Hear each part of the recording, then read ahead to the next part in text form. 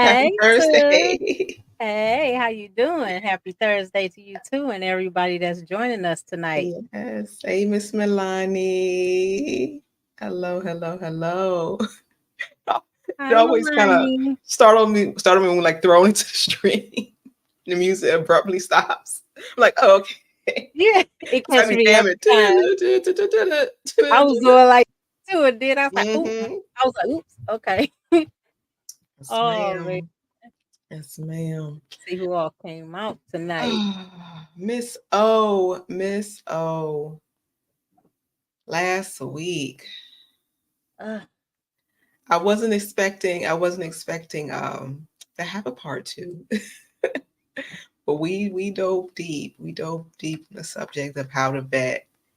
And we went down a rabbit hole a few times, which was great. Had a yes, lot of different perspectives. Um, Discussing background checks, health checks, financial checks, everything required with the background check. but you know what, sis? We've been having a lot of stories been coming up lately about. Remember when I was saying stuff about things about far as the vetting and everything and the records and stuff. Take he took went over one sister, excuse me. She got married to this guy. He was a virgin. She was married to him for 7 years. He never told her that he had ED. So the whole entire marriage, she didn't have intimacy with her husband. Now y'all see the reason why I say you need to vet. That was one of the stories. Another story, and Wow. another story was a guy. He married a woman. Been married to this woman for what 4 or 5 years, and didn't know that she wasn't. It. I mean that he wasn't born a woman. That's wrong. Yeah, yeah. So that's why I said after that you got to Okay, know so now everything. I have to ask. I have that. How did they find out? He The first found woman out. and then this man, and then the man. Oh, he found out because he said that she told him after 4 years. I believe it was 4 years. Mm. But he Okay. said he had a wedding and everything. The wedding and everything. The family was there. The family didn't say nothing. They're not gonna say anything. Whoa.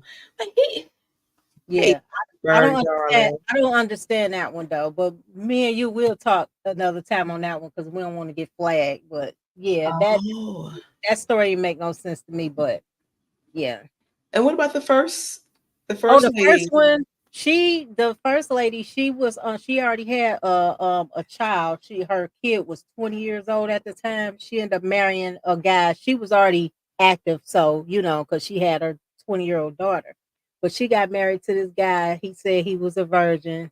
She said he could never. Yeah. And the whole entire marriage, they didn't have sex. 7 years? Yeah. And she was mad he didn't tell her that he had it. But I was like, well, how could he tell you that he had it if he a virgin? He wouldn't know. But that's that's a vetting question. Their sisters need to ask a guy how many times they. I think that was the problem. So 7 years and they didn't get this checked out, corrected? 7 years? 7 years, and the same with that guy that married that female. 4 years you was with her and she never been to an OBGYN appointment, never, you never had a questions on why she never got pregnant and stuff like that. Red flags. This crazy. It's crazy what people will do just to it's crazy what people will do and for they lust because it's nothing else. They lust because you're not betting these people right. And this is why I was going over it last week. y'all really need to do this because you're gonna get yourself in a trick bag that maybe you won't be able to get yourself out of Mhm. and waste the years. That blew me, sis. Wow. Well, thank you for sharing. Um, let's see. Let's see. Milani, there are signs, they just ignore and downplay them. Exactly, sis. Yeah, I know all about that. Oh, it's no big deal. Yeah, Can't do that but you a because whole nother that's your gender. yeah, that's your life. You can't do that. You can't do it. Hey, Mr. Payne, how are you? Good evening, Mr. Payne. Good evening, Trayford. They I just always seen picking you on my join in. Mr. Payne. Always Yeah, picking on he him. okay. Leave him alone, y'all. Right.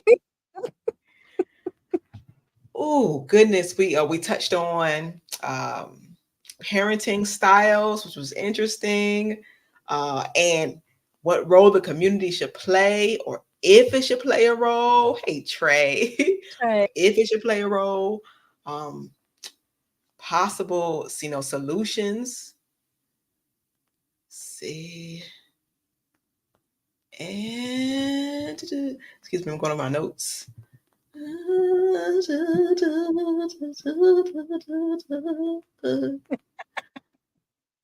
Oh yeah, and then the different cultures here in America, the different cultures. Right. Absolutely. Oh gosh, what was his name? Ekene? Am I pronouncing that correctly? I think it was Ekene. That's it. Ekene. He gave a unique perspective about marrying marrying a woman with children, from a man's perspective, and how that should work out. There was a lot of pushback there, but to each his own. To each his own. Right. Let's see here. Our pain bounces on my back very easy. Yeah, they just be throwing it at you. Say, bless your heart. He boomerang them right back. Like, look, whatever. It's whatever y'all. It's what it say. It's whatever. Yeah, it's fun. Y'all funny. Yeah, he not studying none of them. You could tell. So for today, we are going to get to the role play scenarios. We're going to go over a couple of talking points, and then we'll get to the role play scenarios, Mm. and hopefully have some fun. Um, we do have some profiles if you all want to play along. And if you don't want to buy the profiles, it's no big deal. You could just wing it. But I'm going to have some fun. Let's see here. But we're going to start with our talking points. The first one will be, let's see here. That'll be number 5, David. How much time? There we go. There we go. Okay. How much time should a person spend identifying their own strengths and weaknesses before considering marriage? How much time? Mm. Ooh, to me, I would say I won't. Some people be like, it would take me about a year. It's gonna take more than that. It depends on what you have to work through, like far as your traumas, um, past relationship traumas, childhood traumas. It all depends on the variation of all of those. And just get the help you need and know that you're healthy enough to be able to move on to get into a relationship with someone else because people we could read people. So it all varies. It really varies. Yeah, absolutely. Absolutely. And, often we aren't even aware, of what's affecting us. I've definitely learned the past few months I've been in this space that I had so much buried, so much buried trauma that's coming out.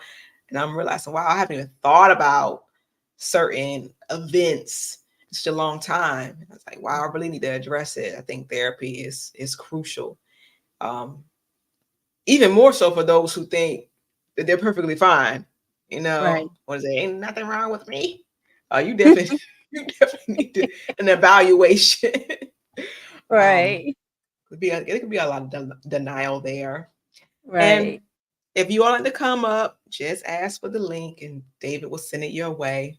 Yeah. I would sis, I would have a I would make an example for myself. Say for instance, I had two traumas.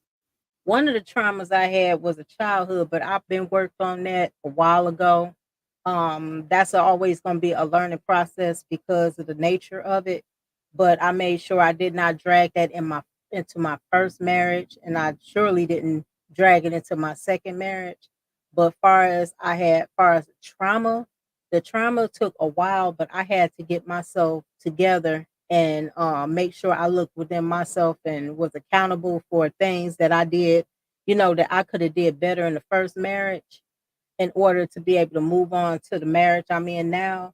And I think that really helped out because everybody. I'm not saying my marriage is perfect because um, we have our disagreements, but I can say that it's easier for us because I never cussed my husband out. He would tell y'all that I never cussed him out. I never even called him the N word. Never. And the same with him, he never called me out my name, anything, even in play, I never heard it. So and my husband had his traumas too, but he worked it, and also, you will always work out your traumas while you're in a marriage. It's just the way you go about it, and you make sure that you don't include the your spouse that you're married to into that trauma that you went through, and you cannot say that you'll do be like A, B, C, D, and E because the trauma did you that way. You know what I'm saying? So you really have to work on that because especially when you get married, us as wives, and I'm gonna speak as a wife perspective, your husband feed on all of your emotions. Sis, you know this. He feeds on all of your emotions. You can't hide nothing from, especially a man that really cares about you and knows you well. You What's can wrong with say, you? I'm I'm fine. yeah, I'm fine. Oh, you not fine. Or sometimes Know what they that like this. means?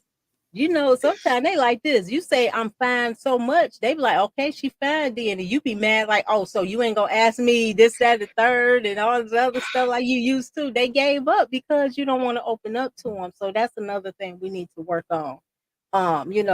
It's nothing wrong with talking to your spouse about things. You know what I'm saying? Because at the end of the day, although you have your friends, your spouse is gonna be the main friend for you, and they tell you exactly what you need to hear, although sometimes we don't want to hear it. But Yeah, hard.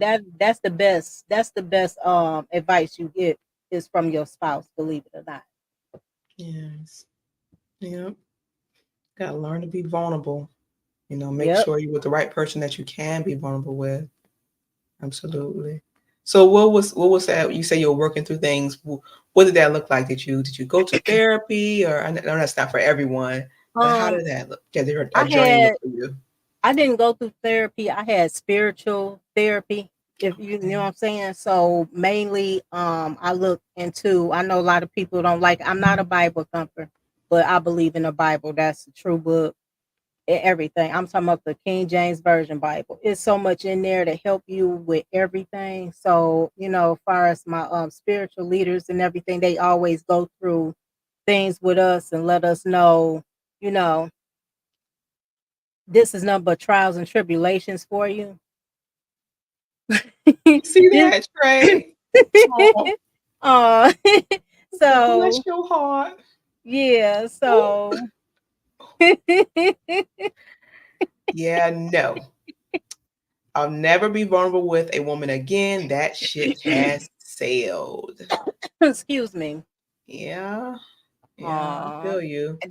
I'm sorry, Trey, you went through Burns your that. It's a lot soul. of brothers. That It's a lot of betrayal. brothers went through that. I'm so sorry. How you doing, Mr. Bennett? I Hey, Mr. Bennett. um I understand, Trey. I would never beat a man over the head for not choosing to you know, be with who they don't want to be with. I'm just gonna put it that way. So I hate to see that a lot of men are scarred. Excuse me, y'all, I'm so sorry. A lot of men are scarred, especially from past relationships. Um, and every person I know, family wise, whatever, they have a hard time moving on with another woman because they poured so much into this one that they thought that they was there for them, and they turned their back on them. And guess what? They put that wall up. We're not the only ones that put our wall up. Men put their walls up as well. Mm-hmm. Mm-hmm. Hello, King Libra. Good evening. Good evening. Good evening. Welcome. Yes, I think we definitely need to take that time. I can't give it a number or time span. However long I say, however long you think it takes, then maybe double it, just to be certain, just to be certain, and spending that time alone. I Mhm. think so many people are afraid to be alone. Um, they're just, I guess, uncomfortable with themselves, Right. and that's crucial. That's crucial as well. And they just rush somebody in, like say for instance, excuse me, like my first marriage, although I was in a marriage for, the first one was 20 years, and then I got with my husband now, and we are going on 11 years.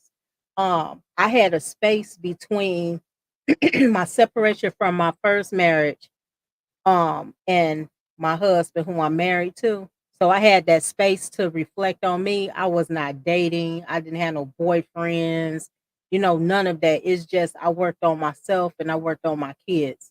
And I really had to, do some self-reflection because I wanted to know what I could have did differently in that first marriage. And to know, and I'm not saying that it all every relationship is the same, because it's not a cookie cutter thing, because everyone is different. But you only way a marriage is going to work is by that person being accountable for themselves and know where their shortcomings are. And then when you're vetting someone, you actually have that sit down with them. And, instead of saying, oh, I can bring this, that, and the third, you let them know this is my, I'm going, I went through this, the flaws. You don't have to give all the details or whatever, whatnot, but at least give them something to work on instead of, oh, I bring this, I bring that. And then when you come together, it's going to be chaotic because you didn't tell this person, well, you was going through this, or you haven't healed from this point, from this part, from this thing, or from that thing. And that'll bring a whole bunch of turmoil in the home. And I'm talking about the men and women. So it's not just the women, it's men as well. Absolutely, absolutely. And we have Trey says, not about being scarred. It's about whether or not it's a smart choice, knowing the lack of emotional intelligence women lack and how verbally abusive women can be. Just doesn't make sense. Yeah. Yeah. I understand that. Understand that. Yeah, we are, as a species, verbally abusive. We do have that That's why we tongue. fight. Yeah, that's We have a tongue. I would not say that he lying on that one. As far as when it comes to that tongue is just like a punch or a yeah. cut. That's all we really have to fight with. Yeah, I we think a gotta lot of us mind have our mastered tongue. it. Yeah, we have to mind that tongue. Keep the inside voice, ladies, inside voice. And when Mm, you do that inside voice, don't be calling this man all BANs and calling him all kinds and good for nothings, whatever, because as much as you said in your head, it's gonna manifest in your speech, and you done. yep. Speech and your energy towards them. Mm-hmm. See here. So I am taking time now to identify my strengths and weakness. I think I need quite a bit of time. Um, I could definitely say that my strengths are that I am an empath. I could say it's one of my weaknesses too because I can't be. Yeah. I found that when reflecting on my last relationships that I'm unfortunately pretty gullible. So I need to tighten up on that. But yeah, other weaknesses. Oh gosh.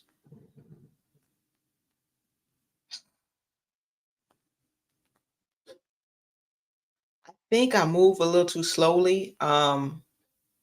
Because I have trust issues, I distance myself a bit too much. And I guess that could be kind of off-putting. Um, yeah, I'll just leave it at that, I guess. Leave it at that. You What talking about anyone you an else? empath? I'm an empath too. Yeah, I drew the wrong. I used to draw the wrong. It's like um you can be the light of the party, but at the same time quiet. I don't know how to explain it. You just to yourself reserved, but you know, you have that certain energy that draws everyone to you. You just have to be careful who you let into your circle. yeah, because it'll drain you. Oh It will yeah, drain you. you be Mm-hmm. around all kinds of spiritual and emotional vampires. And you Mm-hmm. get drained so easily. That's why I can't go in Walmart. I'm sorry, y'all. I'm not a Walmart person. I have not. My husband would tell you this is no lie. I have not been in a Walmart in the last since 2018. It's the last time I've been up in a Walmart. No lie. I can't because when I get up in there, it's draining and I'll be like so drained.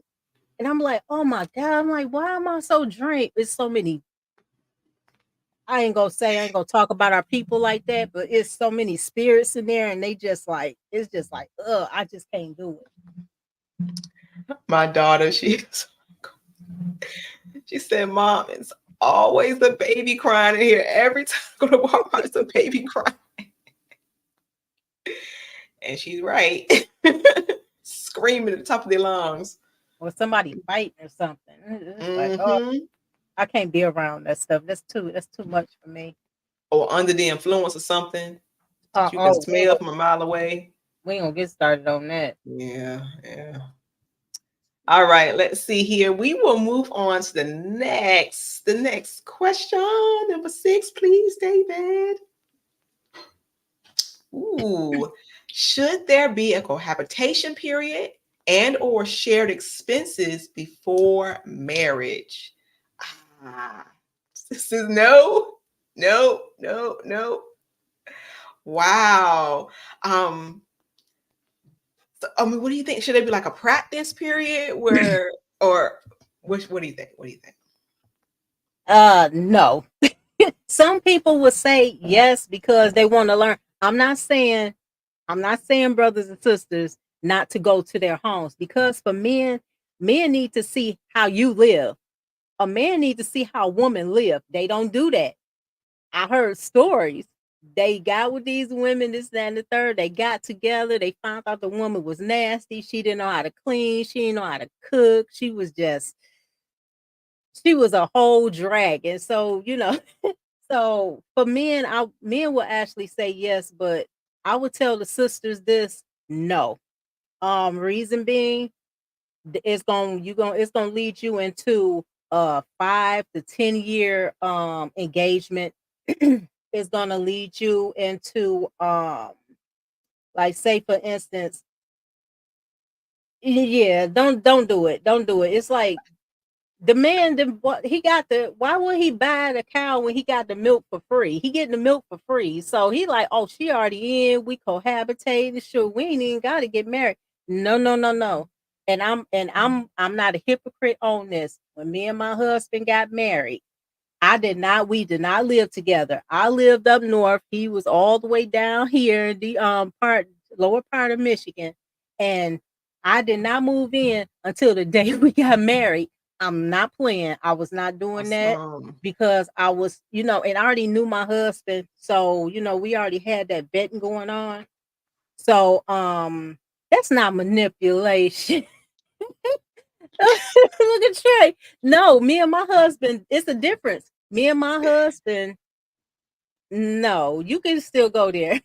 Me and my husband knew each other since we was younger. We was like young, like the 19, between 19 and 22. I'm 2 years older than my husband. He was going 20, I was 22. So we knew each other for a long time, but my husband still came to see how I lived, how I kept my house, how I did the children. He did all that. And I already been to my husband's house. I had the key to his house too. We was dating. I had the key to his place. So I was able to go there. I used to clean up a little for him and everything before he got home. And then I was on my way back to work. So, So so we had sis, that. So, sis, let me ask: were there any like pop-ups, unexpected visits on Pop either up side? unexpected visits. Yes. Oh, But you know what? I did more than my husband did because the way his shift was, and I was a traveling nurse, so I was doing a lot of traveling. So his shift was different. He had like a swing shift work, day shift one week, afternoon one week, midnights another week. He had that kind of schedule. I didn't. I had a set schedule, so I used to just go over there. I had the key and everything else, whatever, whatnot. But we end up like I said, we end up getting together and we married before we moved in. But he was still able to come to the home, my place. I was still able to come to his place, and we was able to learn each other like that. So yeah, it all depends, but I wouldn't recommend the living together, especially if a person have kids. Don't do it. mm. Oh Don't do it. goodness. Don't do it. Ay, ay, ay. So, welcome. What was that? Was it marvelous? Oh, somebody was coming in. Marvelous opinion. Welcome. How you doing, brother? He's muted. Oh, I'm there we doing go. fine, ma'am. Nice to meet you. Nice to meet you as well. Nice to meet you as well. Welcome. Oh, you in the service? Thank you for your Yeah. service. Thank you for your Yes. service. I'm a military brat. Thank you, gentlemen and ladies watching. Thank you for your service. I appreciate Yes, you. You're so thank you. brave. Just so you know, Marvelous Opinion is an old guest. He's not a new Okay. guest. He's been here before in the Okay. past. Okay. Just that he has been way too busy. All Oh, right. well, Welcome you back. know to me. Welcome back. Welcome back. So, how Yeah. long have you been listening? Right now, I just tuned in for the last 10 minutes, and I heard the previous question and this last question proposed, number 5 and number 6. So, and the topic was on, I thought it was on marriage for the most part. It was Yes. like how do you look for certain signs in a person, right? How do you know if this is the person you want to commit to? I would think, and it's just my opinion, that first, looking at it, Marvelous opinion. that I don't think most people really know what a marriage actually is. And there's a lot of conflation and correlation with things that we've seen outside of our own households to give us the illusion of what it may perceive as based upon how it makes you feel. You're not really going by what you know because you weren't really taught certain things. And for me, like, I knew what a wife was. I know. Because when I seen one, I said, I'm not ready for that. There was a girl who came across and I was like, oh, she wifey type. I ain't ready for that yet. Because I know how to identify a girl who's about that life. But then I had to look at myself. Like, I was raised to be a husband as well. You know what I'm saying? Like, I actually was taught to do this. But then you have to look at, like, my wife. I told her, I said, babe, were you raised to be a wife? And she says, yes. But she says, but I don't act like one. I said, exactly. But I tell you what I mean by that. Because it's not just a title. It's actually a commitment and service to each other. It's not all these other things that we see on TV and stuff, the romance and stuff. Like, no, it's a service and dedication to each other. It's trying to improve what it is you see in each other. You guys are going to end up being a reflection of each other. Very, like, the closer you are to each other, the more you see yourself in each other. Even the issues, like, you see a problem in them, most likely that problem's also in you. It's just that's how it is when you start to serve that person. A lot of people I've heard in these streets, YouTube streets, talk about the table talk. It's about what do you bring to the table? What do you bring to the table? And no one's ever really said, what do I want to bring to this person? What can I do this for this individual? It's all about what can I get rather than what can I do. And it's like I said, there's a lot of things I've said. It's because we're all outside. We're not really looking in. A lot of us probably do come from broken homes, just statistically speaking wise, and it's like, well, how would they know what a service to a mother or a wife and a husband really looks like? If they don't really have that in their eyes, all they have is the glamour and the gold and glitter of Hollywood illusions and, social media, the imagery motions. And it's just like, that's not reality. You know what I'm saying? Like, it's work. I'm in the military. I know for a fact, my wife about to go through it for the first time ever because we about to go to a ship. I've never been to a ship. So, and I've been in 16 years. So now she about to be without me for 6 months at a time and by herself. You know, she's not surrounded by family, nothing like that. So it's gonna be a new life for her, new experience for her too. But I have faith in her for as long as I've been with her, and we've honestly came together based on long distance. Honestly, my wife from Taiwan. That's where I met her. I met her online. Yeah, I never saw it coming. I promise you. I was in Spain. I never saw it coming. I was just like, wow, you actually wanted to reach out and talk to me all the way from across the world. I will see how far this goes. And it went the distance. Literally. Oh, congrats. Thank you. Congratulations. Oh, come on. But the last question you had up there, it said, should you move in with a person and start doing all this stuff? Like I said, I think with some people, when they look at marriage, they look at it as a contract, you know, because with the government getting involved with it and stuff, and that kind of distracts from what it really is. Because again, it's really a service to each other. People try to figure out, well, what's the difference between boyfriend and girlfriend and husband and wife? And well, again, it's supposed to be service. You know, what it is you're doing for that individual. If you're already doing that, if you're acquiescing to that wedding, you're already married in a sense. You may not be officially legally married, but you've already given your service to someone and you're starting to do that and invest in them. So if you're going to do that, then that's what you should do. But if you're not going to do that, reserve yourself and give that service to the one who actually deserves you, the one that reflects you the most. For me, this is just a tip for men and women, so they can recognize, you know, especially for men and women. I got tips for women. The men I want to talk to first. Men, don't chase in a way where you're trying to please her, make her happy, because that's manipulation. I'm sorry to put out that way, but you trying to go by how she feels, you don't want that, because anyone can make her happy. What you want to do is inspire her. You want the idea of you should be something she wants to be around. You have to be an idea of something that she wants to add into her life, something that's missing. That's the component, the you aspect. She has to actually want you for you. And for the women, I know women for the most part, I don't want to say I know. I have an idea that women, I assume most women like to feel something, a connection, a vibe, something that's there, you know, and men know that. That's why they play off that stuff. They shouldn't do that. But for women, you have to be wary not to give up your heart to just any person. And the way you look for that is to go by what you know.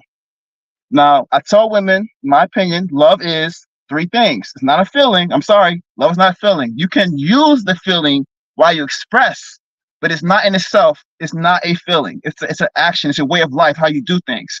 Truth, faith, understanding. If you have no understanding, if there's confusion there, there's no love. If there's doubt, there's no love. If there is no faith and belief in something, like you just have distrust, there's obviously no love there. So it's like, don't allow your feelings to cloud your judgment. Go by what you know first. You know what I'm saying? Like, I don't want you to feel anything out, because that's going to have you assuming too much. And you're going to eat yourself alive trying to figure out why this, what's going on, and trying to think about how he's thinking and stuff. Like, don't kill yourself doing that, because you end up not loving yourself because you're lying to yourself, trying to build up something in your imagination that's got you going crazy. Love is not a crazy thing. There's no chaos in love. It's only truth. You know what you know. The thing is, you got to remember, the world don't owe you any understanding, meaning people don't got to love you. People will try to destroy you. That's the truth. Some people are selfish. They will try to destroy you because they want something that they want from you. And why they do it? Well, I'll tell you right now, feelings in themselves are not rational. There's no reason why people got to do what they got to do. And that's a hard thing. That's a hard pill to swallow, but it is the truth. You're not going to get the truth. You're not going to get the answer you want sometimes. You're not going to get that closure, that clarity that you need, you know, when you're dealing with people, especially when they do you wrong. They're just going to do you wrong because they want to get something from you. And that's what you do know. You need to rest on that. Some people do evil things and they want to break you down because they themselves do not love themselves. They can't love you if they don't love themselves. And people, that's the thing you got to look at. Like I said, truth, faith, understanding. And you got to have patience with yourself and with others to have that discernment to see whether something is foul or if something's clear or not. It won't take too hard. I promise it won't take hard. It won't be hard to tell if you know how to love yourself first, and then you can love others. Then you'll see clearly. And that's all I gotta say. Thank you, marvelous opinion. Thank Thank you, you. Yes, and marvelous. I can definitely see that most people are selfish. Um, yeah. So, welcome, Trey. What do you have to say, my Hi, Trey. dear? What's Shaking going his on? head. No, no, no, no, no. Yeah, he was. Well, I mean,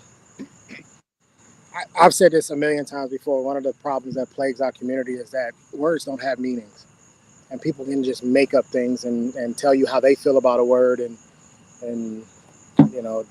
there is the confusion. That's why we're so confused, because one thing means one thing to one person, or another thing means another thing to another person. There is no baseline, and we're all speaking different languages. So, but I came to talk about the moving in together, because I'm challenging the logic on this. Okay. If you were to go buy a car, would you buy it sight unseen? No, you wouldn't. Nobody's ever done that. If you were going to go buy a home, a large purchase, do you not go and go do your due diligence? Do you not hire an inspector, an appraiser? Do you not walk through the home with a realtor? Do you not flush toilets and turn on sinks?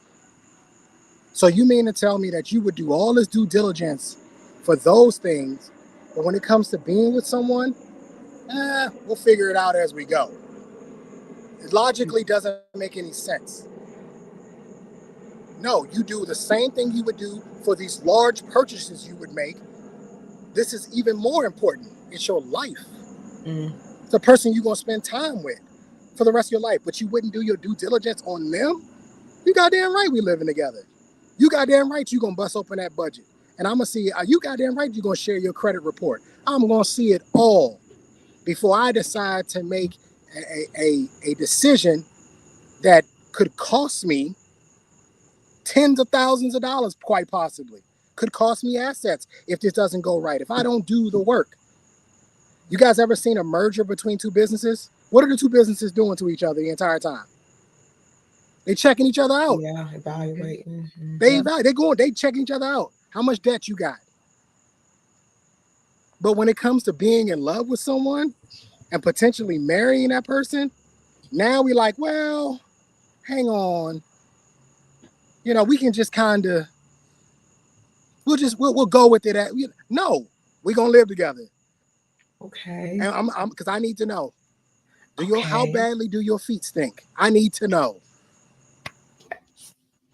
Did you wash your hand before you made my sandwich? Because the issue is that a person can put on a show. When I got a young lady coming to the crib, what do? I clean up. And I ain't talking about that little cleanup. I'm behind the toilet. I clean up. So yes, if they're just coming over, person can put on a show. But see, when you live with them, the guards start to do like this over time. And then we get to see the real colors, the true person, who you really are. When we first got together, she was wearing sexy clothes. 6 months now, she got holy socks on and torn up shirts. The guards have come down. She comfortable. I need to see you in a comfortable space. I don't need to see you in a space where you're like, oh, he's coming over. I gotta make sure this is right, because I don't want to give off a bad impression. Because I'm going to spend more time with you in the future in your comfortable space than anything else. Yes. So again, I'm just challenged. I don't get this logic. I understand what the Bible says and shacking up and all that, but it doesn't logically make any sense. I understand that. I can argue that, because from today's standard, you're right, it doesn't make sense. With the legality parts involved in here, because all I hear from this aspect, your aspect, I'm not saying this is you, brother, but from many other men, is fear-driven. Now, how can you have love involved in your situation when you're scared that this person may not be the person? They may take half. I got to vet you. I got to make sure you're clear. You're just as guarded as she is. So it's like you are going to attract what you are.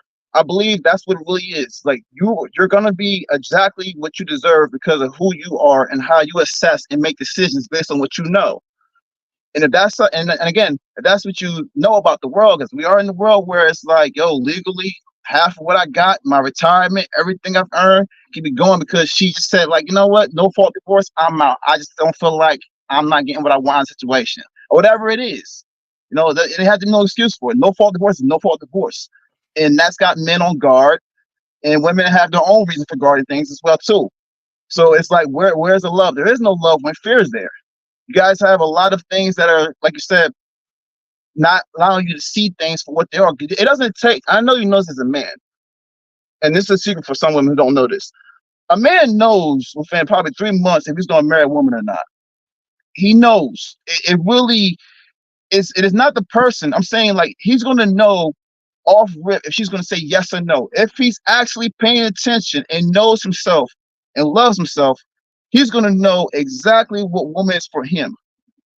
And that's the main point. Like, if you don't love yourself, it's going to be hard to find love out here. Again, it really comes down to the individual. It's a case by case. And I'm not trying to say, like, you know, you don't love yourself, but if you got fear for the most part that's slowing you down, then yeah, that's what it is. It's just fear. Like, I don't know how you love someone when you got fear. Are you fearful of the law? Am I fearful what? Are you fearful of the law? No, heck no. No. Hold up. No. But that's military. There's two different things. I mean, law in general. I'm not afraid of breaking the law or nothing like that. No, I'm not afraid of law. I do what I'm supposed to do. I know what I'm doing. No. That's it's not about whether or not you're doing what you're supposed to do. All right. So what's this? Are you fearful that if you make a mistake, maybe something you didn't know, you mean to tell me there's no fear? You get pulled over. No, you get a speeding ticket. There's no fear at all. No, heck no. No. Okay. I don't have fear like that in my heart, because the thing is, it's like whatever. Well, let me explain some things to you, because this is a common thing with men who try to make it, especially married men, who try to make this seem like all of us are the same. We are not. I don't know shit in 3 months. I don't know nothing in 3 months. And I think that you're a fool if you think 90 days is enough time to discern whether or not you should spend the rest of your life with this person. That is utterly ridiculous. I can understand that, and get this. I kind of prefaced a little bit earlier. I don't expect you to be, or most men to be like me. I get, like I said, most men, because of the laws, are fearful. I get it. I'm not trying to say to be like me or not like that. I understand the situation. I understand how things look. I understand how people get jaded. I get it. It's hard to be out here and you can't trust people, even your neighbors. How many, like, I grew up, at least I knew my neighbors back when I was younger. Today, I barely know who I'm around right now. It's just that way today. So I don't fault men or women for being how they are. I'm saying, I'm trying to point to what the issue is. It's fear. It's not fear. Then what is it then? Tell me. It's common sense. I'm smart. Tell me what common sense is. It's common sense. I'm smart enough to realize that I don't win in this situation. Wait. You're worried about winning and losing. That nothing about marriage benefits me. I'm smart enough to realize that. Remember I said earlier, when you're looking for you, me, I, that's how most people are going to think selfishly. When you start to go in. Why wouldn't I be selfish when it's going to be my ass on the barbecue if she decides to divorce me? Because you're entering with, you said there's no fear, but you're professing fear right now. No, it's a risk assessment. I am a man. My job is to assess risk. Do you not? You're in law enforcement in the military. I was law enforcement in the military. Are you not taught to assess risk? Yeah, of course. When you're making decisions, spot on decisions. How am I being blamed for properly assessing risk when it comes to marriage? Okay, so get this. You're looking at it from a business aspect of how you can save your assets. Of course, man. Of course. What if we get a divorce? Is it love that's in the courtroom? But that's the whole point I'm trying to bring up, though. You don't have to, but you don't have to. But that's not marriage. I've never seen anybody in divorce court talking about I love you. Yes, of course, but Trey, that's the thing. Trey, but that's the point I was saying earlier. We had to discuss what marriage is, because yes, with the law being involved with it, it kind of fucks it all up, because it's not what y'all think it is. That's why I said biblically, you were right. That's why I was a fine for that exact reason, for those times. And these times, because of the way things are with the law being involved with your relationship, which it shouldn't be anywhere whatsoever, but because of that aspect, yes, you have these what you call risk assessments, and it's causing you to have unnecessary discernment in your decision making, because you can still marry a chick. No, the reason why I say that is because you can still marry a woman and don't have to legally be bound to her. Kanye West has already done that. He married Bianca. They're not legally married, but they are married. That's his wife. All right. Look, Trey massages his scalp when he disagrees. I noticed that. Thank you, gentlemen. We're gonna welcome Mr. Payne. Mr. Hello, everybody. You know what? Yeah, I hate this thing because I understand 100% where Trey's coming from, and brother, I don't know you are Marvelous, but you know I'm married too. But I hear where you coming, that ideal thought process.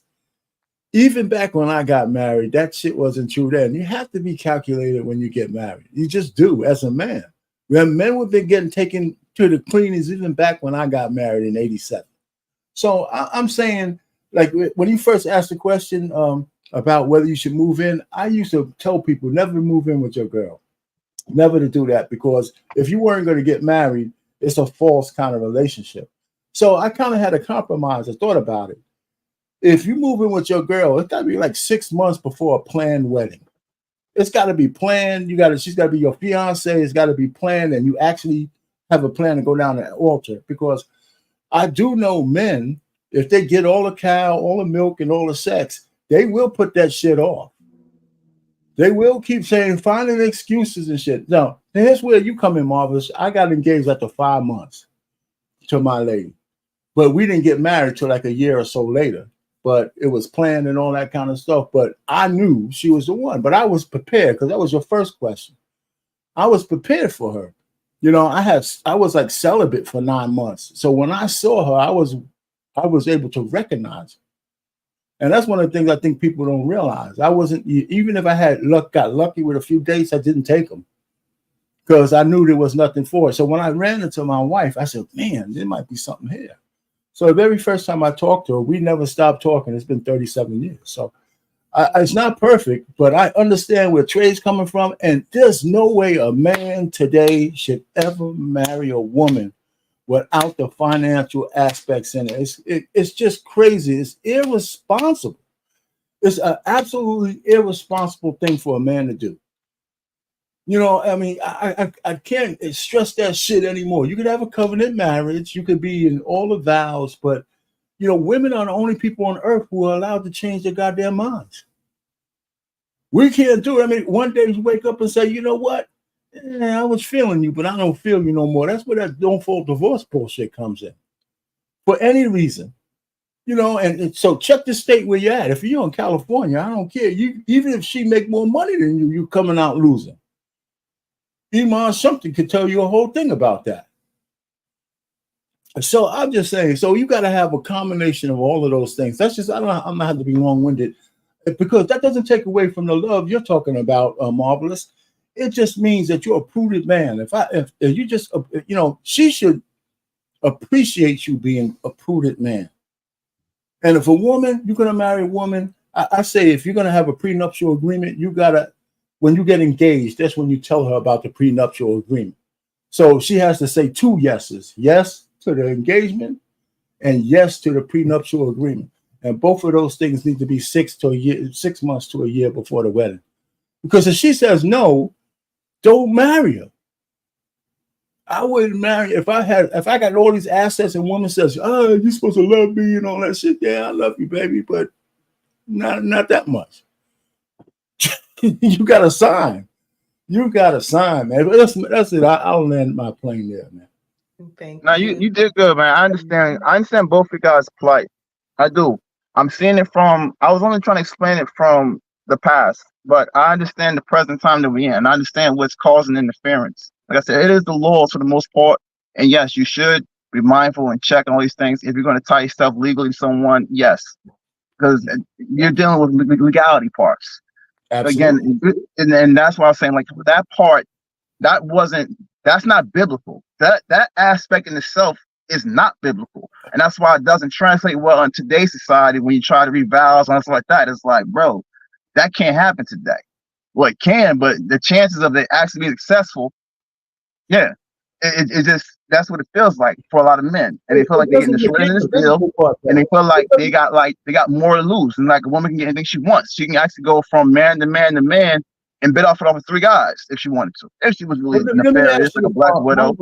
Let me ask you this. I don't mean to cut you up. Let me just say this. I don't think having a prenup is anti-biblical. It does. There's no rule against protecting yourself in a financial way when you get married. It's not against religious doctrine. No, what's talking about the legality part? There shouldn't be no legal aspect to your marriage, is what I'm saying. I'm not so sure that that's true. There's nothing legal in the I'm document. not sure that that's true.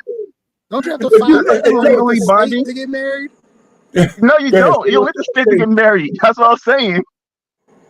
No, you don't. You can have a non-secular marriage. You can have a non-secular marriage. Recognized then. Okay, I get this. I can tell you I'm married right now, and you don't even. Are you gonna look at my papers? No, you're gonna take it for word of mouth and be like, "Oh, this is his wife." Who goes around asking for papers? Really? Oh, okay. No one asks for papers. No, but Marvelous, I believe you could have a non-secular marriage. I believe that. I believe you can have a secular marriage and a non-secular marriage. I believe in that.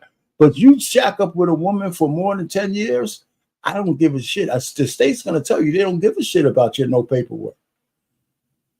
But that's the thing, though. You don't have to. So we're lying. We're lying. No, you're not lying. Like, again, if you look at what it is biblically, if I go to her father and get permission, right, to take your daughter's hand in marriage, and he says yes, that's it right there. Right there, you've got the blessing. You don't need the blessing from the state or anything else. You need to know what the father says. From your covering, I went from having my daughter cover under me, now she's covered under you. That's it right there. Yeah, this again. Wow. Right, because I'm telling you, man, like the more and more I go through this YouTube, the more and more I realize why the black community is as jacked up as it is. We're just out here doing whatever the fuck we want to do. Everybody just doing them. So everybody's just doing them and not willing to play the game the way the game needs to be played so that we can be successful. I'm curious, Marva, how does that work with like insurance? You can put people in the beneficiary. You don't need to determine. I've done that. My daughter's mom was on my life insurance. We weren't married. So you can put anybody as a beneficiary. I can put you down as my beneficiary. It doesn't matter. Yeah. There you go. All the million other documents and whatnot you have. How does power of attorney, things like that. You don't have to be married for that. That's just a lawyer being involved. So I guess legally he doesn't need to have the documents showing that he's married. Is that accurate? If he has all the other paperwork, except for insurance. Insurance is the one thing you don't need to show that you're married. But for instance, if I have property and I'm with a woman, like where I'm at in Maryland, there is no common law marriage in Maryland. So if I'm with a woman for 12 years and she wants to do something with my property, she's going to need to show power of attorney, or else she can't do anything. So I've told Arpain this before. For every piece of paperwork that is automatically done when you get married, there's a piece of paperwork for single people too.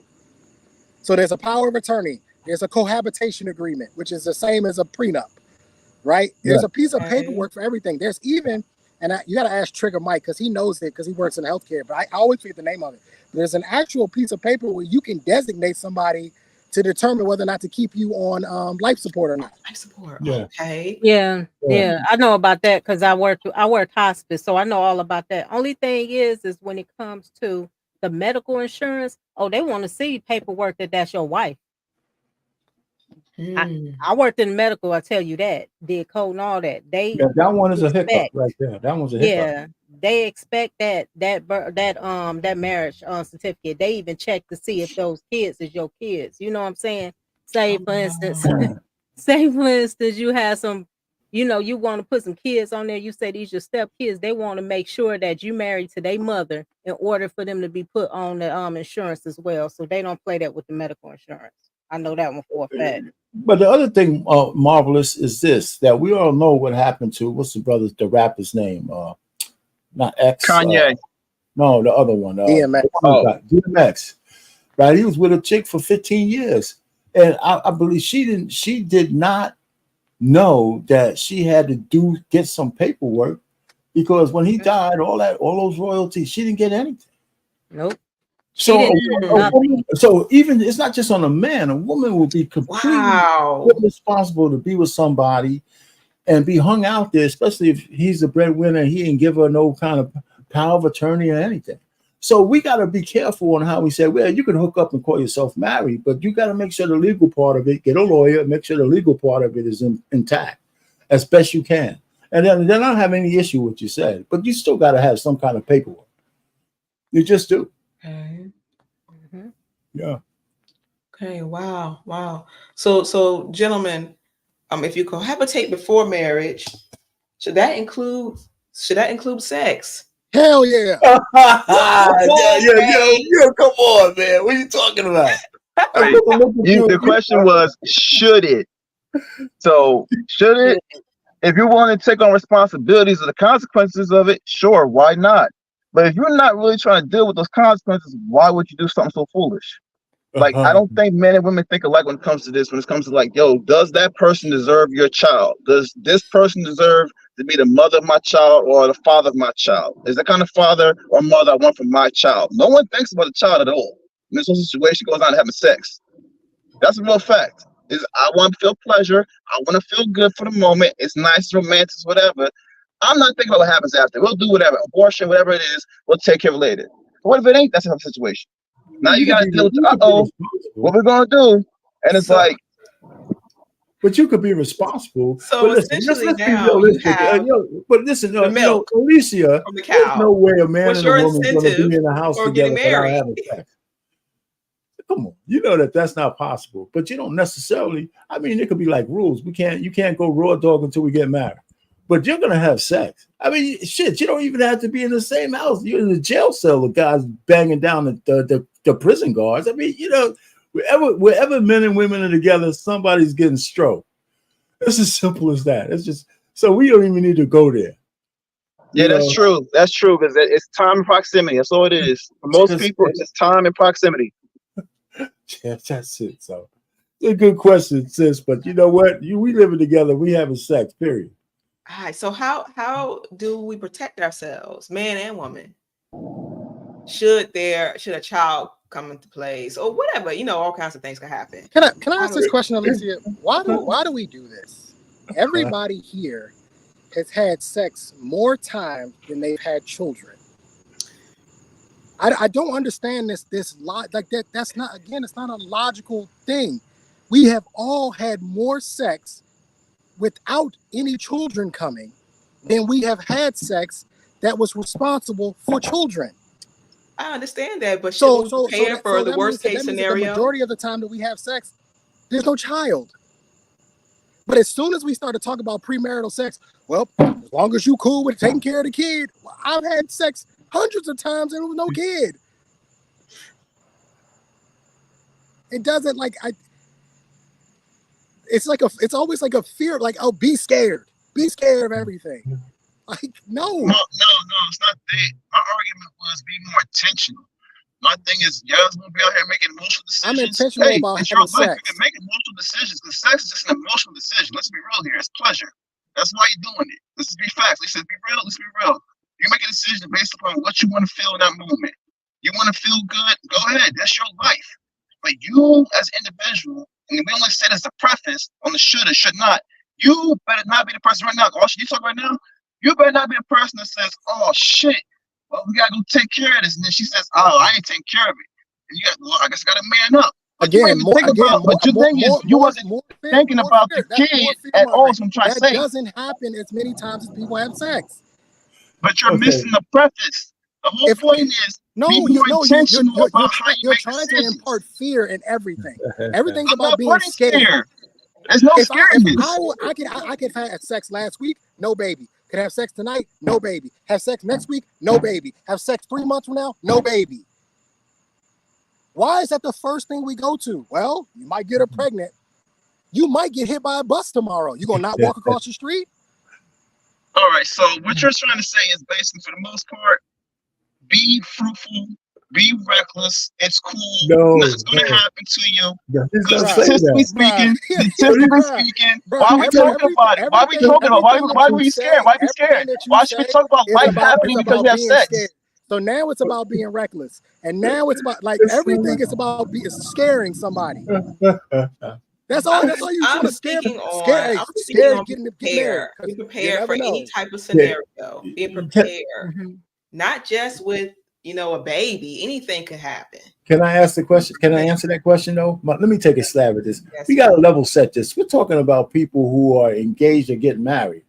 We're not just talking about two random. That's where we started from, right? This is a guy and a girl who want to be together. Yes. So that contingency, if you make a mistake and you hit the ovulation period and shit, in your back of your mind, you got to be prepared to just take that step, but just a little bit faster. I mean, because you're already engaged or you already want to get married. So we ain't talking about two random strangers hooking up. We're talking about people in a relationship towards marriage, whatever that kind of marriage looks like. So that's a different scenario. So I don't see that trouble being a real trouble. You just accelerated the plan in the first place, right? And if you were truthful with that your significant other, then that should just be a hiccup on the way to your lifelong plan. And you should be able to compensate for that shit, right? So if we're just two strangers in the night, then that's different. But we're not. We're supposed to be getting married. So you know what not to do. You know what to do if you don't want to get her pregnant. You should know her ovulation cycle. You should know all that kind of stuff. And might still need to probably wear a condom from time to time if you can't wait. Hey, honey, man, my temperature's up. All right, so I'll throw on the Jimmy Jam, right? Whatever. So I don't know, man. There's always ways about that. We don't have to put the scare tactics in there. So I mean, tomorrow is Friday night. There will be hundreds of thousands of people having one night stands tomorrow night. That's and true. there will be no children coming out of those situations. Nope, there'll be no children. There'll be STDs for sure, though. And there are plenty of married men who carrying and getting STDs and bringing them home to their wife. That's how their wives are finding out that they were cheating. And is that an issue or not? Is that an issue or not? My point is we got to quit with the fear. Yes, sir. And say, oh, as long as you're willing to take care of them, just because you have sex with somebody doesn't mean they're gonna get pregnant. Okay, I'll take the fair aspect out of this. It's about whatever you desire. If at the end of the day, all you wanted was to get sex, well, goal met. Congratulations, you marked that off. If you want to be out here, you want to get married, if that's the goal, do what you're going to do to get married. But if you want to just seek pleasure, by any means, however you want to do what you want to do. I'm not telling you to live your life however you want to live it. If you want to make decisions based on how you feel, then do so. Acquiesce that way. Is marriage not a feeling? But the thing is, people not getting usually married make off of a decisions feeling? about how they feel, or the first ones to complain about shit and talk to the world. The world's Are the you problem. When the world, are you not the world. are you not The are you world's not the getting problem. married off of a feeling? No, you don't get married off a feeling. I told you, you go by what you know. You said you used the word love. Love is a feeling. Look it up. No. Look What did it I say, up. ladies? Ladies, what did I say earlier? What What did I say earlier? Hold up. I told you what love was. Trey. No, you gave us your definition of love. The definition of love is an intense feeling of admiration. That's the definition of love. You're talking about infatuation. It's not the same, bro. We're gonna move on to the next question, gentlemen. I appreciate your opinions. We're gonna move on to the next question because it relates to what we're just speaking on. Please, David. Let's talk about sex, baby. So with this one, it's more focused on expectations in the marriage. And really voicing our expectations before we are married, what to expect when it comes to sex, the frequency, different acts, and things of that nature. I have one to add in that. Also, if that person have a medical issue, like say for instance the women, because I know a lot of brothers probably ran across a lot of women that can't have sex because of pain, because of certain medical conditions that she has. And also when it comes to the brothers with ED, if they have that, at least a lot of people had certain things from their partners, and sis, I think we came in when you know, we was talking about it, the sister that ended up marrying a man that had ED and he was a virgin, and she didn't even have sex with him for the whole entire 7 years of they married. Mm. So that's one thing you really have to talk about. Okay, so can I take a stab at that? Yes, Mhm. please. Listen, we're talking about people when they get married. I would imagine they'll be a little bit younger, right? Mhm. We're not talking about people over 40. Those kind of conditions are not usual for younger folks, for both the men or the woman. But beforehand, I don't think it is. I mean, It is. It you know, is. for women who are like of age, you have trouble having sex. Yep. Yeah, I know they do, but that can't be. There's got to be a small percentage of women. It's But more. the question still remains. Okay, the question still Mhm. remains. Let's go with it. Well, that's a conversation, Right. right? I mean, you got to be honest on both ends. Now, I mean, if you're a 27-year-old guy and the Johnson ain't working or something like that, you know, it's more of a tragedy than anything else. You know, so. But I'm just saying, I would, if I was a woman, I wouldn't marry a guy with ED who can't get it. Medicine won't be able to fix that. If I was a man and my wife couldn't have sex, I don't know if I could marry her. I mean, I would know that beforehand, right? Especially if you want children, you want to have an active sex life, so that you got to know the sexual rhythm of your partner. You don't have to be a beast, but you know, I mean, going into a marriage with sexual issues like that, it's got to be something that most people probably won't do. It's a lot. I heard a lot of cases, and I was surprised. Well, when you say a lot of cases, I'm talking about in the whole universe of people the few people who are still getting married.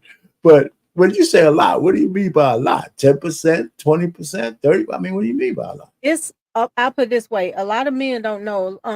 Women, we have a lot of issues down there. You get the dryness that'll make it to where you can't have it. Also, having, you know, giving birth to babies. It's a lot of things that go on with a lot of women. Well, but we talk. Or you say what?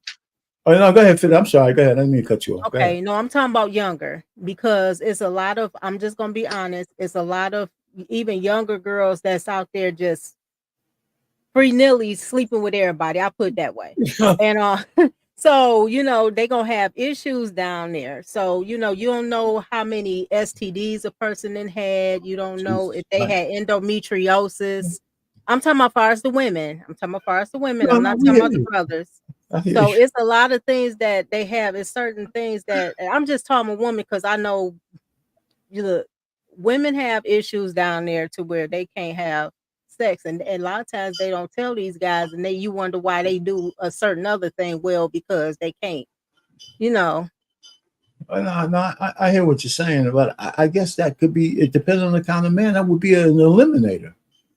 I mean, you know, some things eliminate you. I would imagine that most women are going to eliminate a man who can't get it up.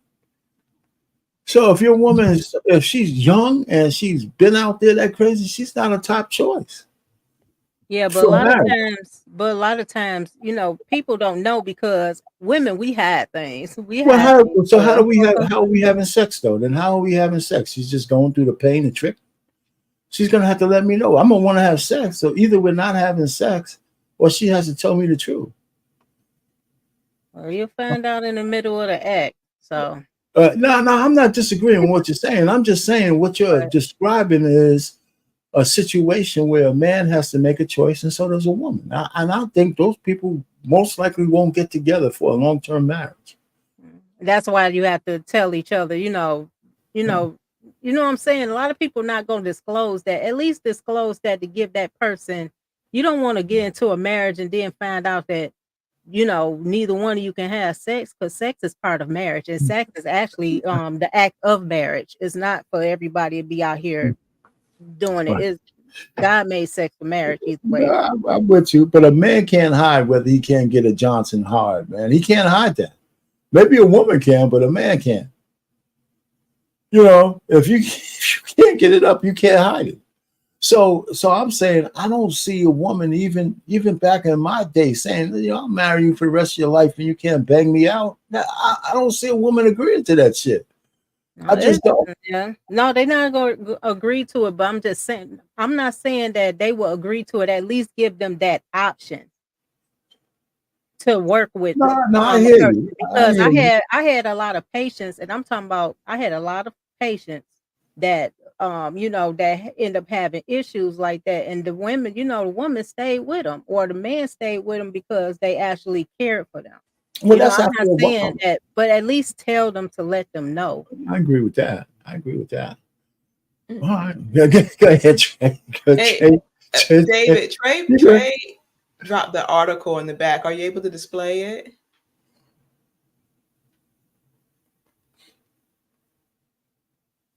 About the You don't have to display it. That's for y'all.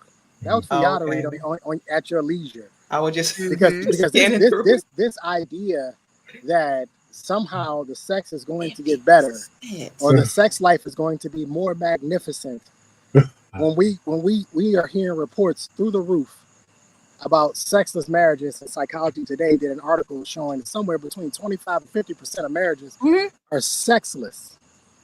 And that's a So problem. this whole idea of, oh, you getting the milk for free and all that, he better get the milk for free now, because he may not get any more milk ever again. Oh, Wait a minute, gosh. Trey. I gotta say this. I did read that article already. Our congregation already went over that.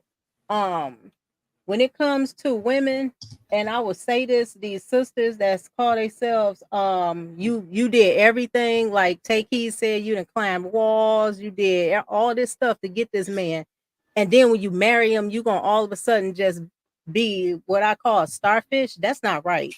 That's not right at all, because that man married you because he knew that he was gonna get that sex out of you, and then you just gonna snatch it away from him. I don't believe in that sexless marriage stuff, and that is completely wrong. And on top of it, going against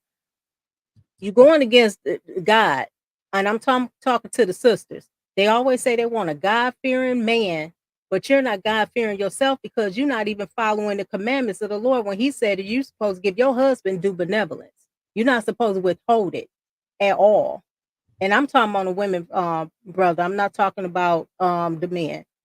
We should know better. And 9 times out of 10, I'm just gonna tell the truth. If your wife not giving you sex, guaranteed she entertaining somebody else. If she not doing it physically, she doing it mentally. Somebody else is in her head. Because there is no way. There is no way. You married to this man and you was doing whatever, and then all of a sudden you just start taking the sex away from him. That's the only thing I can see on that one. You're not doing that just because. You're doing it on purpose, and you shouldn't even be doing that. And like I said, manipulation. Yeah, that's That's bold. exactly what it is. It's manipulation. If we were to say a man spent all this money on you, he wined you, he dined you, he treated you like a queen, and then when y'all got married, cut it off. What would we say about that man? He's a liar. He's a manipulator. It's the same context. Mm-hmm. Women will do all this nasty, freaky shit. And then as soon as y'all get married, I don't know, because I've never been married, but I hear horror stories from people I'm very close to, have grown up with. Oh, nah, she don't do that shit no more. Well, what do you, can you get her in the mood? That shit don't work no more. Wow. Right. So, again, I'm saying to men, you better get what you can. You better squeeze every bit of juice out of that orange before you decide to plant that orange, the seeds from that orange, because you may never get any juice ever again. Now, obviously, it's not all. We're talking about 25 to 50%. But again, do you want to take the chance? We're talking about risk evaluation, right? Yep. You want to take that chance? It could be you. I have yet to be in a relationship where we had more sex after we got together than we did before we got together.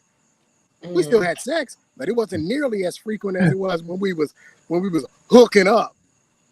So I can only imagine what it's like for a guy been courting a woman for 6 months, 8 months, and maybe they weren't having sex.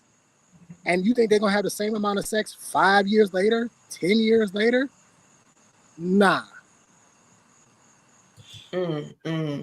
We push these men and we just setting them up like go be miserable. Go be miserable. Go do it. Don't worry, it'll all work itself out somehow. But we have the facts and the data right in front of us, and nobody wants to pay it any attention. You know, and so ladies and gentlemen, what does that conversation look like? What does that conversation look like? Well, I you need know, this, here, there. so I This time. you know, if Two you lawyers and a bunch of papers. Okay. Okay.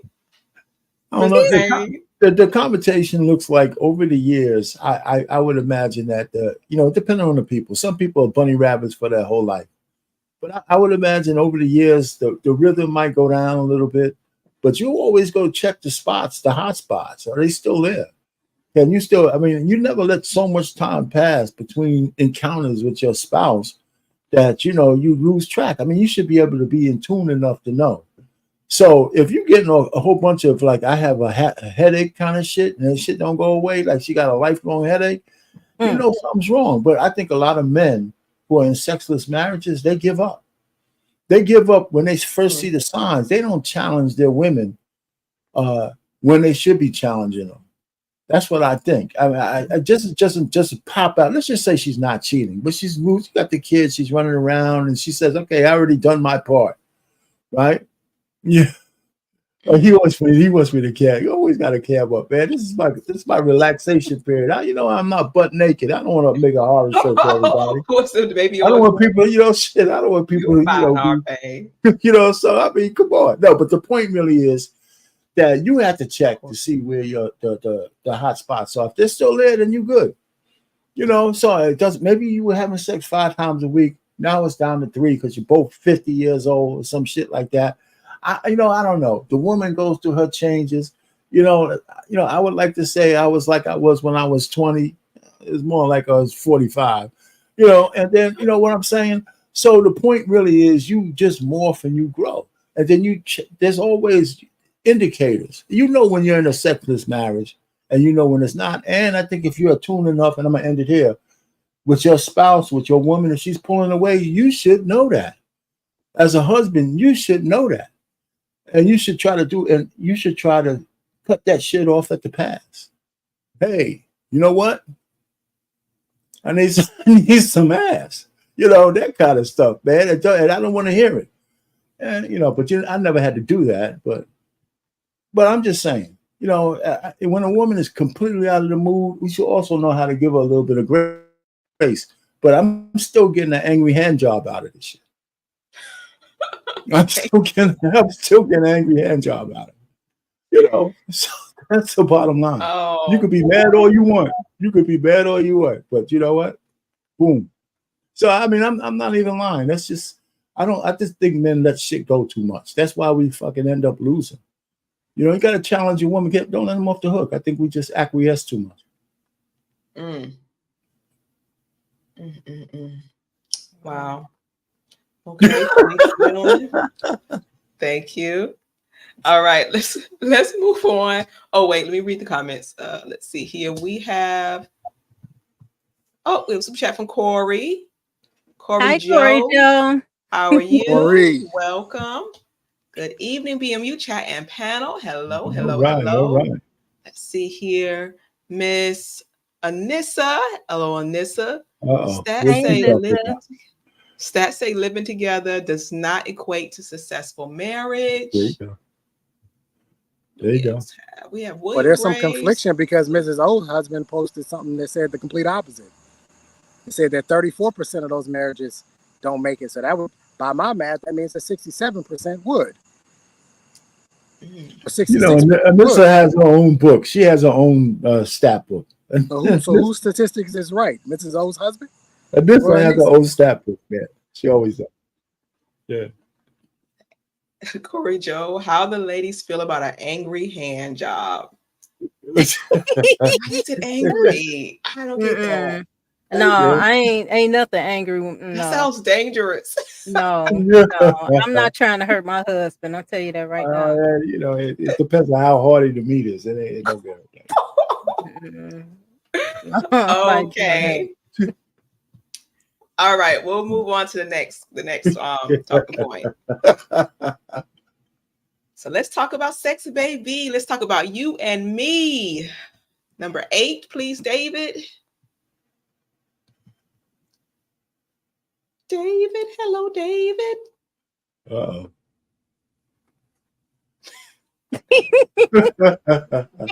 I'll read it from my notes. Number 8 was let's talk about all the good things and the bad things that may be. Let's talk about it. Oh, another again, expectations, and we can relate that to anything. But touching on the intimacy, what if something happens and the person cannot be Oh intimate, God, some there's kind a of glitch going physical? on in the back. Oh no, you're fine, darling. You're fine. Thank you. Something happens and the person can't be intimate. Some type of accident, whatever it may be. Can I speak on this because I've actually been through it? Ooh, I yes, dated a woman. please. Y'all know what vulvodynia is? Yes. What's it called? Vulvodynia. Vulvodynia. Vulvodynia? Yeah, it's when a woman she gets like pain, sharp pains in her private areas, and it makes sex very uncomfortable. I dated a woman like that for years. For years. And there's no like on set, it just randomly will just hit her out of nowhere. We've been out to dinners. You'll start to see her just like bend over. She's like, I'm having a moment. And there have been times where I'm locked, loaded, and ready to go. And she's looking at me like, no. So this is why I'm saying. Now imagine I spent a year courting this woman, right? And maybe she wasn't as upfront about this as she should have been. And I have fallen in love with her. And I've fallen in love with a woman who, let's be quite honest, cannot satisfy me when I need to be satisfied. It's more so on her schedule than it is on mine. This is one of the reasons why I'm like, we gotta like all these. We want to wait and break out these secrets after the ink is dry. Nah, I need to know all this beforehand. He was talking about the prenup. I'm not waiting until I propose to you for the prenup. You're going to know prenup is imminent. It's happening. If this goes any forward, you'll know that well before. Long time before. Maybe the second date. I might break that out on the second date. What's your feelings on prenups? Because if you refuse to sign one, there's no future. So at the end of the day, listen, it's a very difficult thing. She was fine too. She's so fine. Look, I can't get over this. What's the vulvodynia? Oh my god! You can look it up. It's real. Yeah. Mrs. O, It's random attacks. He not lying. It's really real. And I worked with women that had that, and it's a painful thing. Don't know. Gosh, it's so rare. She's like one, and I don't know what the number is. And I remember thinking like, of all the women, as fine as she got freckles and red, as fine as she is, I'm like her. But I'm dead serious. We've been in the middle of the act, and she's had to like. Oh, and the other part of this too, she her private areas will get inflamed, so she can only have sex for a certain amount of time. No, man. Before it becomes so painful that like she can't have sex. Yeah, she needs a day or two. Shit is real. I'm being honest with you. Ooh. Yep. And so these are the things that like I would like to know that the same way you want to know whether or not my Johnson works. Yeah. I need to know, can you satisfy me? So did she share when this started? Yeah, what age? I don't remember what age, but she was young. It was before high school, I think. Wow. It may have been like 7th or 8th grade, something like that. Oh wow. But so she was very upfront. Well, I take that back. She didn't tell me until after the first time we had sex, and then she told me. But she didn't lie. She didn't lie. I had a lot of questions, and if you know me, you know I'm not afraid of a book. So I started to reading. I'm like, whoa, this is a real thing. And it would just pop up. Literally, it would pop up out of nowhere. One time she was driving, scared the hell out of me. I'm like, I'm finna die. She's like, oh, I gotta. I'm like, just pull over. I'll drive. And it tests your patience. It really does. And I don't mean patience mentally, intellectually. It tests your sexual patience. Because when I want it, I want it. I want all the talking. I want it. So it tests your sexual patience. You know? It's tough. So now I ask, and that was a wonderful example. Thank you for sharing. I learn something new every day. Well, you should anyway. But what if you married and this condition just appeared? How would you handle that? Gosh. How would you handle that? Well, on the women's aspect, we supposed to work with it. I'm sorry, especially if it happened during the marriage, you work with that. You have to find ways. You have to find ways. I wouldn't say you just because your husband fell off on certain aspects, you supposed to be like, oh, forget it, because that's the problem with a lot of women now. They want to divorce their husband so they can go ahead to find, be out there in the streets because the husband not doing what he's supposed to be doing in their mind. So that's just a disaster waiting to happen. No, you work with that because the vows is in the vows for better or worse. You know what I'm saying? And you breaking that vow like that. That's included. We know the vows, but we also aware of reality. Do you all see something like that example as being a cause for divorce? No. I think there's a time. I think it's a time. It's a time thing too with people. The vows should be timeless, but I would imagine if an affliction happens when you're in your 30s, that's different than if it's when you're in your 50s or 60s. I believe it really is the reality of it, right?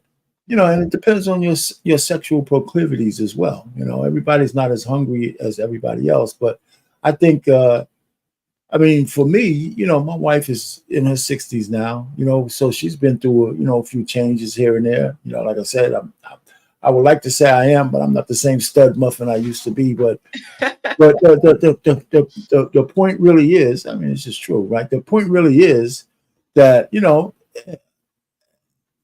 she goes through it. We just in it together now, man. We're into the other side of life, man. We got less years ahead of us than behind us, right?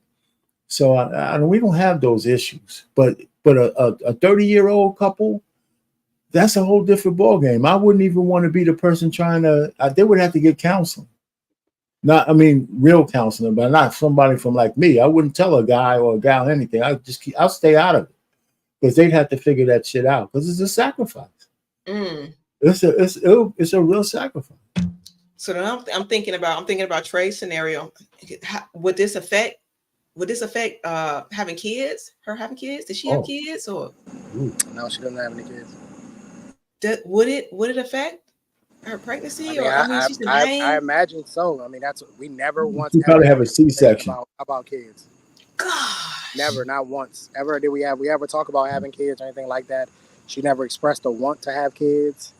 And I think it has something to do, obviously, with what she has going on. And I never pressed it. So. Wow. And let me be honest about this therapy thing. Ain't a damn thing somebody sitting on the couch is gonna be able to tell me if I ain't having sex. I don't want to talk. I want to fuck. Just be quite honest. Just being honest with you. No, I don't understand how therapy would help with any of that. At the end of the day, I want to you butt naked. I want to get it in. And if that's not happening, everything else is irrelevant.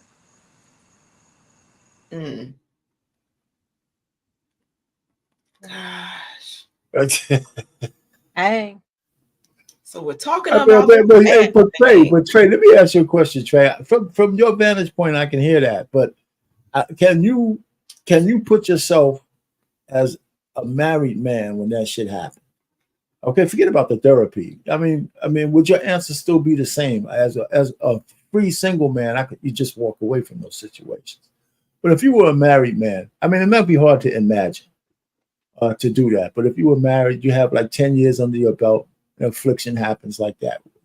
How is it that easy to walk away? Or do you make an agreement that you could bang out somebody while she's going through that? I don't. At the end of the day, she gonna have to put her pride aside, and you're gonna have to allow somebody else to do the job. Because here's how I look at it: if I was unable, let's say my tallywhacker didn't work anymore, right? All right, it just didn't work anymore. Maybe I had a really bad accident. Yeah, It just doesn't work anymore. I think it's extremely selfish of me to expect for her to. Yes, there's an adjustment period. I can understand. But at some point in time, she's probably going to want a penis inside of her. Let's just be honest. Yeah, I agree. Let's just keep it 100, right? And if I can't give her that, I think it's highly selfish to avoid that. Now, listen, I think for a lot of people, it takes some real. How do I put this? To know that your significant other is having sex with someone else, it takes a certain type of person. Right. It takes a certain type of person. But I also think that circumstances may be able to ease that a little bit, right? I think that somebody would be able to live with the fact of knowing I can't do this for her. And I'm telling you, whether people admit it or not, they're going to resent you. Even if it's not your fault, they're going to resent you. It will come out. It's just typical human emotion and frustration. It's going to come out at some point in time. And so my thing is, okay, well, listen, what I don't know is what I don't know. And that's how I'll leave it at that. Do me a favor. I'm saying if my parts don't work, is what I'm saying. And in this situation, my parts work, that ain't gonna fly. But if I had an accident and for some reason, there's a guy, I forgot his name. I want to say he played baseball or football, but anyway, he developed the disease, and he's like, from the neck down, he can't do anything. His wife, they get together, but she got a boyfriend. She got a whole boyfriend, and people are like, I'm like, that's the right thing to do. She still takes care of him.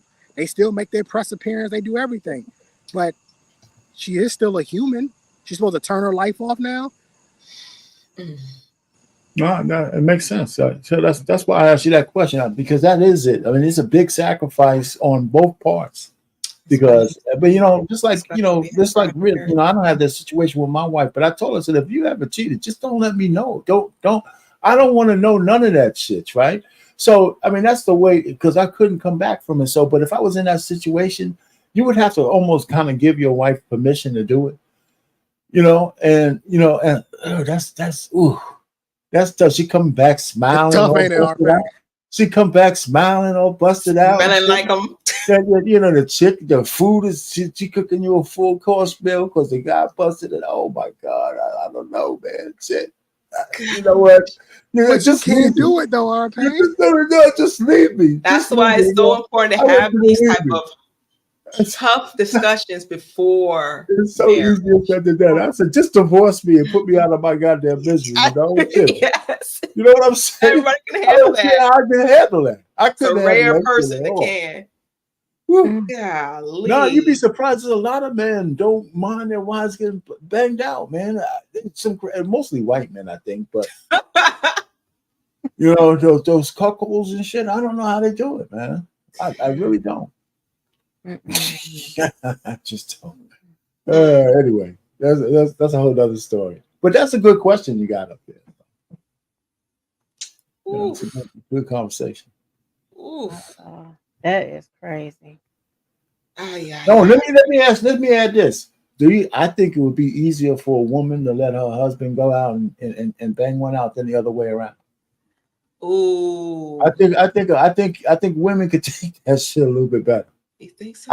I do. You guys can disagree with me, but I think women are a little bit more attuned with the, if they couldn't satisfy their husband, I just don't think it would hit hard as the same. I just how I feel, but I'm a man, so you guys tell me, would it hit you this hard? You think it would hit you as hard? I ain't. No, coming my way. I feel that maybe for the most part, men would be affected by it more. It's naturally all are more territorial, and so you said they more. It's a lot of women that's territorial. I'm telling you right now. I'm one of them. So I'm very territorial.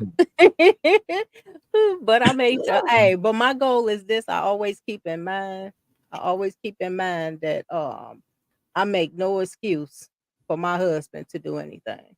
That's my goal. That is my goal. And that should be a lot of women's wives' goals, is to make sure you do your part to make sure, you know, your husband come home and don't be out there playing the field. So I'm just talking about the married men. I'm not talking about the single men, because single men gonna do what they want to do anyway. But I'm talking about these men that's actually in relationships with wives, because it's so much stuff out there. And you know, some you know, the lust be out there, you know, and whatever they do, whatever. But women carry so much stuff up in there as far as Oh like man. diseases you don't even know, and it's like it's just crazy. And a lot of them don't even go see a OBGYN either. So that's my thing is like this. I don't want none of that stuff coming my way. I'm gonna do everything I can to make sure I do what I have to do in my household. There you go. And that's just a fear. You know, unfortunately, this isn't like what would happen with a normal human disability, right? When somebody loses their sight, typically their taste and their sense of smell and their sense of hearing typically get better, Yeah. right? Yes. That's not how it works when it comes to sex. Like, oh, well, she can't have sex with you using her vagina anymore, so that means that her head game is going to be off the charts now. That's not how it works. It just doesn't work that way.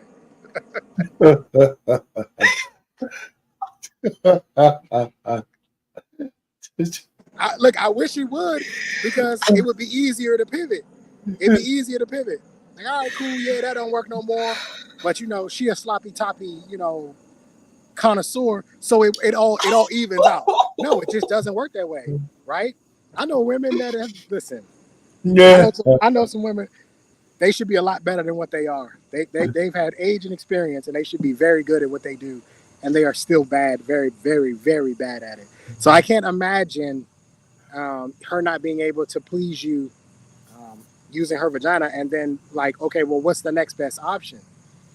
Well, the next best option would be, you know, cunnilingus. And Trey, I have something for you, Trey. A lot of times women out here, and I'm gonna say women, are out here just messing with everybody. And when by the time they get to a guy, it's like you think they, you know, they seasoned and she been in the game for a long time. By the time she get to you, it's like a lazy lay. You out here messing with a woman cannot pair bond with a man if you out there messing around with everybody. And plus, every man has their own desires. You know what I'm saying? So she'll, you know, if she been out there playing the field on the street like that, and by the time she get to you, she gonna be doing on you what she do for everybody else. Hi, Mr. Bennett, and what she doing for everybody else, and it's like, and women think that they can do the same thing on every man, and that's not so.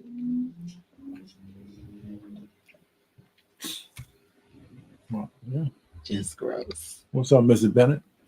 What's Hey, good, Mr. gentlemen? Bennett, how are you, sir? I'm good. I'm just stopping on through. I've been cleaning up, but we're gonna have a huge gathering here tomorrow. So I've been cleaning up. I've been watching the show, listening to the show, and I just was attracted to the conversation. I think you guys are having meaningful, positive conversation here, and I just like to support the platform. So I appreciate what you ladies bring to Thank to the you. PA Thank space. you, dear. Mr. Bennett. Thank you, dear.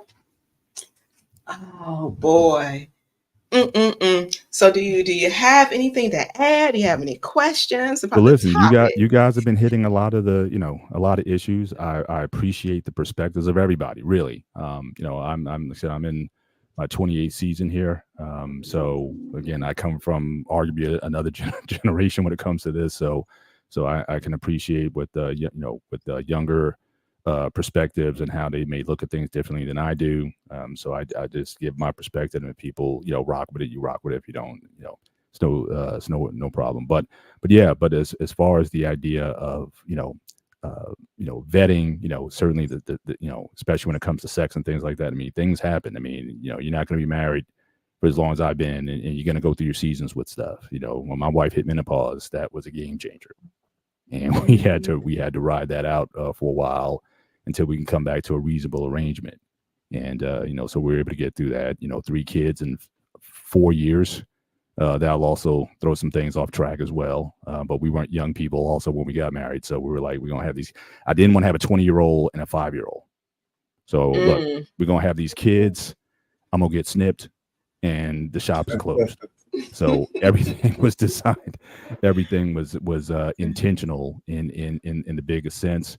And even when we had kids, I think one thing maybe what I haven't heard tonight is I think a lot of people aren't distinguishing the difference between being married and having a family. And I think those are very different things. And I think a lot of men, at least I haven't heard in conversations, men talk about their desire to be fathers. Because if you did, I think that would also change a lot in terms of how you move. I wanted to be married for now, just my background, my wife and I was very intentional about getting married. So I didn't beat around the bush with anybody. I said, look, I'm going to get married. If you're on board with that, let's talk. If not, keep it moving. So I met my wife. I knew I was going to marry after 3 months. I think you had an earlier caller, the gentleman who was in the military. I think he said most men know you're going to marry someone within 3 months. Well, in 3 months, I knew I was going to marry her. I proposed after 6. We were married in 10. The only reason it took 10 was because her mom wanted the big wedding. I could have went down to City Hall and been done with it. You know what I mean? But, it wasn't a big deal to me. But, so when it came to, the whole idea of, vetting somebody, I think you have to think about, do I want to be a father or not? So we were married for 3, and that was intentional also. I said, we're going to be married for 3 years, no kids, because I want to see if, in fact, do I want you to be the mother of my kids? If you can't be my wife, you can't be the mother of my children. So, and we didn't live together. We didn't cohabitate. She moved pretty much from her house to mine. And we were going to be in this marital situation. And, but I don't know if a lot of guys think about that before they, usually put in the cart before the house. They have the kid first, and then, well, I guess I got to marry, or, that kind of thing. So I think that, really think about, do you want to be a father? And I knew when I got married, I was not ready to be a father. That was in part why I wanted the 3 years. And I also got married for carnal reasons. So but I was very upfront about that. I was celibate, and I wasn't, it was like I wasn't doing anything until marriage. So I wanted that time for that, to get to know her and to see if we can go further than that. So yes, I think that would help. I think a lot of guys also, in terms of the decisions that you make, when it comes to, having sex with a woman or how you proceed in the relationship. I think that would help out a lot. But I've never been in a conversation with guys growing up or in our 20s talking about, oh yeah, what kind of father we going to be? Yeah, I want to have 3 kids. I want to have 4 kids. Like, a lot of guys, at least I haven't heard a lot of guys have that conversation. Maybe they said, I might want a son, and my son, he'll play in the NBA or, be something or whatever. But that doesn't factor in a lot into our decision-making process. A lot of times, unless you're older and, say if you're 35, 40 and you think about, okay, I got to think about my legacy. But a young guy in his 20s, generally that's not the first thing in his mind. I want to have 6 kids. At least I haven't seen a lot of that. Maybe some other guys can speak to that, but that's just not a fact that I've seen. So being married and having a family, I think those should be two very distinct things. Don't be in such a rush to get pregnant, like right out the gate. Before you figure each other out yet, because I do think there is a difference between cohabitating and marriage. I've seen people live together for years, get married and divorce after happened to my sister. Lived with a guy for years, got married, and she said, even at the wedding, I just found this out. She said at the wedding, I know this is going to work long term, but you lived with him for years. But you still went through with it. You went through with it anyway. So, those things, definitely can factor in. But but think about, again, married and childless. I think would help a lot of people. And if you can't stay, if you guys want to split it, I think it'll be a lot easier, because I think a lot of the issues that we talk about with divorces and all that, I think a lot of it happens when children are involved. So try to keep kick that can down the road, especially if you're young. Kick that can down the road until you feel good enough and more secure with the person, try to make those kind of decisions or not. Yeah, we didn't have kids for 5 years. Man. Took us 5 years. Yeah. Our first one was 5 years, and then the second was like 7 years after that. So you were 7 years? Nah. No, my wife went through a lot of stuff. So. Okay. She went through a lot. Yeah, that's tough. I'm glad certainly your kids are healthy. That's Did you have any doubts during that 3-year time span? No, honestly. I mean, there was certainly the growing pains of just learning another person, or uh, you go through the normal stuff, but nothing was like, oh my gosh, why to get married? Nothing like that. But it was just, but we're very different people, and certainly, how to live with that and how to accept each other for who you are. But again, even after the kid, I mean, again, you go through these changes. You have kids, like I said, we had them quick. So it's like, all that time she was mine, and now she's like really not mine anymore because she's like exhausted. She's got one, she's nursing one and trying to keep one out of trouble and whatever. It's like, it's like so I had to do some maturing there also, and be of more, how can I be of more assistance to help you be more, available, so we had to kind of go through those periods. And then, so you got your teenage years. My youngest one just turned 21. So, so we got through all that stuff. But at every stage, you're going to be tested. And the way I look at it now is, especially coming out of the pandemic, I don't think you can really depend on any prior year as far as for the whatever situation that comes up next. I really don't, because I saw a lot of people that we knew who were married 20 plus and they still got divorced. And I'm like, why? So these days, like, I'm very intentional. When I say I'm in marriage season 28, I say that intentionally. I never say I've been married 27 years, because it means, really, it doesn't mean much. So we got to focus on this year and the situation and problems and planning for this year, what we're going to do this year.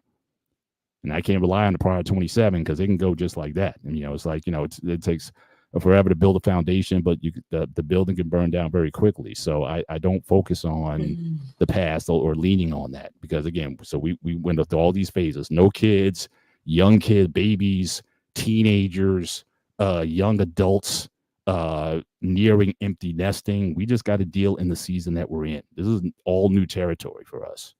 And so, so I kind of come to with that sort of fresh mindset, and just think, oh, we've been married so long, we good. And it's like, no, you gotta visit it all the time. And so I try not to live in the past. It's just, but what we're gonna do today, what we're doing tomorrow. Right. I feel you on that one, Mr. Bennett, because I'm a grandmother. I had turned 50 Sunday. Oh, happy birthday. So I was talking to my husband. I said, I'm half a century. We have 3 grandsons. I got another grandchild on the way. I don't know if it's gonna be a boy or girl. So my kids are busy. I know with my first marriage, I had all my kids with stair steps. And I mean, each and every one of them was like 2 years apart. One of them was like a year apart. So I got all my kids out the way and stuff. And that kid, having kids, that's something that would take away, especially because I had learned that, as far as I was working as a nurse, and also I was taking care of 4 children and stuff, that was taking a lot out of the relationship as well. So that's a lot of work. Right. That's a lot of work. So I understand that point. Right. Someone asked in the chat, actually, I was just saying, just looking through. So does that mean should you date single moms? No, if that's not your agenda, then I would say don't do it as a dude. So in fact, I told women that. I like literally women, like, I'm, met a woman, met her through, whether it be online, whatever it was, but we didn't really have online back then. We had radio call in, Kiss singles connection. You had a answering machine box, and you put it and it got back to you. So having a conversation, good convo, but it came up, I got a kid. I don't date kids. Click. I mean, she just hung up. I mean, it's like, but again, so you got to know that part of yourself. I don't care how fine she is or whatever. If you're not ready to be a father, whether you want to be a father or not, do not mess with anyone that has kids, because that's just not, you're not mentally ready for that. And we've had conversations in the chat about parenthood by estoppel and all these things like that. You get with somebody, and then you just being nice to the kid, and then the state says, oh, you got to pay child support. It's just not it's just not worth it. So again, you may be cutting. Yeah, that's wrong. But that narrows your field down very quickly. So, like I said, for me, it was about elimination. So I was like, I was willing to put out, not if 99 of y'all say no, I just need the one who's just willing to say. And that was the thing with my wife. She was like, yeah, in fact, I wrote a document about what I wanted. It was a 4-page document about what I wanted in a wife. And I literally gave it to people. I was like, here, because we didn't have the That's internet. awesome. The internet was barely coming 2 on. lawyers and a bunch of papers. What I say? Yeah. It was like, this was like Awesome. 95, 96. So this was like, the internet was just starting to kind of pop off, but it wasn't there yet. So we still use fax machines for stuff. And so I would be like, look, here's the document, but look it over. And you still got that document? Yeah, sure. That is so awesome. But love it's it. weird because I read it now, and it just also shows how much you evolve. It would be very different today if I wrote it. You know what I mean? But I got to look at myself going back, 28 years ago. I got to look at, the person I was at that time. So, so I think in a lot of ways very differently today, or through marriage. And again, because how the document came together, I went on a lot of dates. I was intentional about finding a wife. So every date that I went on, I took an experience from that date, and then I added it to the document. She's about this. I don't want that. And then you go with the next one. Sorry, I can't have that. You know what I mean? So it was just like, it just, every date helped me refine the document until I got it to a point where it says, okay, I think I can live with this. And again, some thought this guy's crazy. It's like, thank you very much. You just answered my question. So next, just move on with it. So I wanted to, I didn't mean to tick anybody off, but in essence though, I wanted to eliminate a lot of people. Just, if I had 4 or 5 to deal with, that was plenty. I didn't need to be dealing with 20 different women. This isn't The Bachelor where I got to date, 20 different girls. No, give me 2 and let's talk to them and see, kick the tires and see what's going on there. Weigh out the pros and cons. That's what my husband say. Weigh out the pros and cons. Yeah. That's awesome. Yeah. I love it. I love it. Yeah, but kids. Look, that's a great strategy. And I don't have any problems with it. I don't know how applicable it would be today. I think that there was a much larger 28 years ago, 38 for you, R-Pain? 38 years? Yeah, it'd be 37. Yeah, 37 in August. 37 years ago, I think. I don't know. I just feel like you guys could have thrown a marriage in an ocean and you would have hit any woman and it would have been all right. It would have. I just think they were different. I'm not saying they all were, but I'm saying that the field, the thought process, no doubt, right? The wants, the family wants were different. I think if I were to take that approach and say, look, I'm intentional, and I could do that. It's nothing, right? I can be intentional and seek a wife. I'm probably gonna be in the same situation I'm in right now, where I would be looking and having to weigh out, and the only difference is that, well, I'm not 21 or 22 anymore. Yeah. And financially, I'm not where I once was. Definitely. Right. Mentally, intellectually, I'm not where I once was. Mm-hmm. Right. And so I see a lot of women today, and the word that keeps jumping out at me is immature. Yeah. I see a lot of women and immature. She acts like a kid. She acts like a child. Immature. Right. I would have to raise her. She'd be talking like Beyonce. My husband taught me how to be a woman. It's ridiculous. Yeah. I would have to. Do you have an age requirement? Yeah, she said. Well, do you have an age requirement? I do half my age plus 7. You're doing the nation. But you know what, Trey? No, I'm just playing. She has to be over 30. Right. But you know what, Trey? She has to be over 30. Okay. You have to. And the reason why, Mr. Bennett, is because the women that I've dated that were under 30 were immature. I have something to say about that, Trey, on that one. I understand everything you're saying. We as women, we still have to. We need to come in intellectually. I'm with you on that one, but it's gonna always be that time that a wife gonna need their husband to teach them something. You're gonna always, a husband's job is never done. That is true. You know what I'm saying? Because it's some things, because it takes that husband to tell us when we're going off. It takes that husband to show us, shine that mirror off on us. So they're teaching us what we don't see. Right. So the husband and most guys will be fine with that. Most guys will be fine. it basically all I wanted was somebody to get in the boat with me. You know what I mean? Like I shared this before. My wife didn't know how to cook when we got married. She didn't. She made fried chicken, and some reason she dipped it in vinegar or something like that. And you know, Interesting. it was just like it was like an attempt, because I think, you know, she tried to, you know, give it to my mom, you know, when I'm cooking a dinner or something, and so she just went and did all kinds of crazy stuff. The first time she did mac and cheese, like I said, it came out of Rapper. Y'all remember Rapper's Delight? Yeah. Yeah. Have you ever been over to your friend's house if eating the food was not the macaroni was like that? Oh, you know? no. Yeah. Oh, it was pretty bad. She got better, didn't she? She got better, yes. All praises. So that's what I'm saying. So as long as are you willing to follow? I think if a woman is willing to follow or to take correction or to, you know, be on that, I think a lot more guys will be, because a lot of times I hear this thing is like, you know, she has to be kind of ready. She has to be cook perfectly and all these things or whatever. But are you willing to just get in the boat and learn?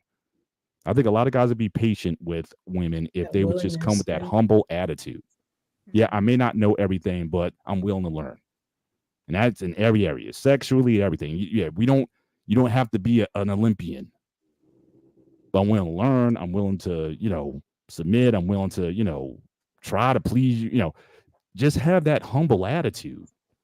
But you don't see that with a lot of women now. It's like, you know, you just think that your bathwater is drinkable. You know, it's just, you just think that there's nothing to do. I'm just accept me for who I am, and I'm good enough, and I don't have to change, and I don't have to do this or that or whatever. But we all do. As men, we know we got to.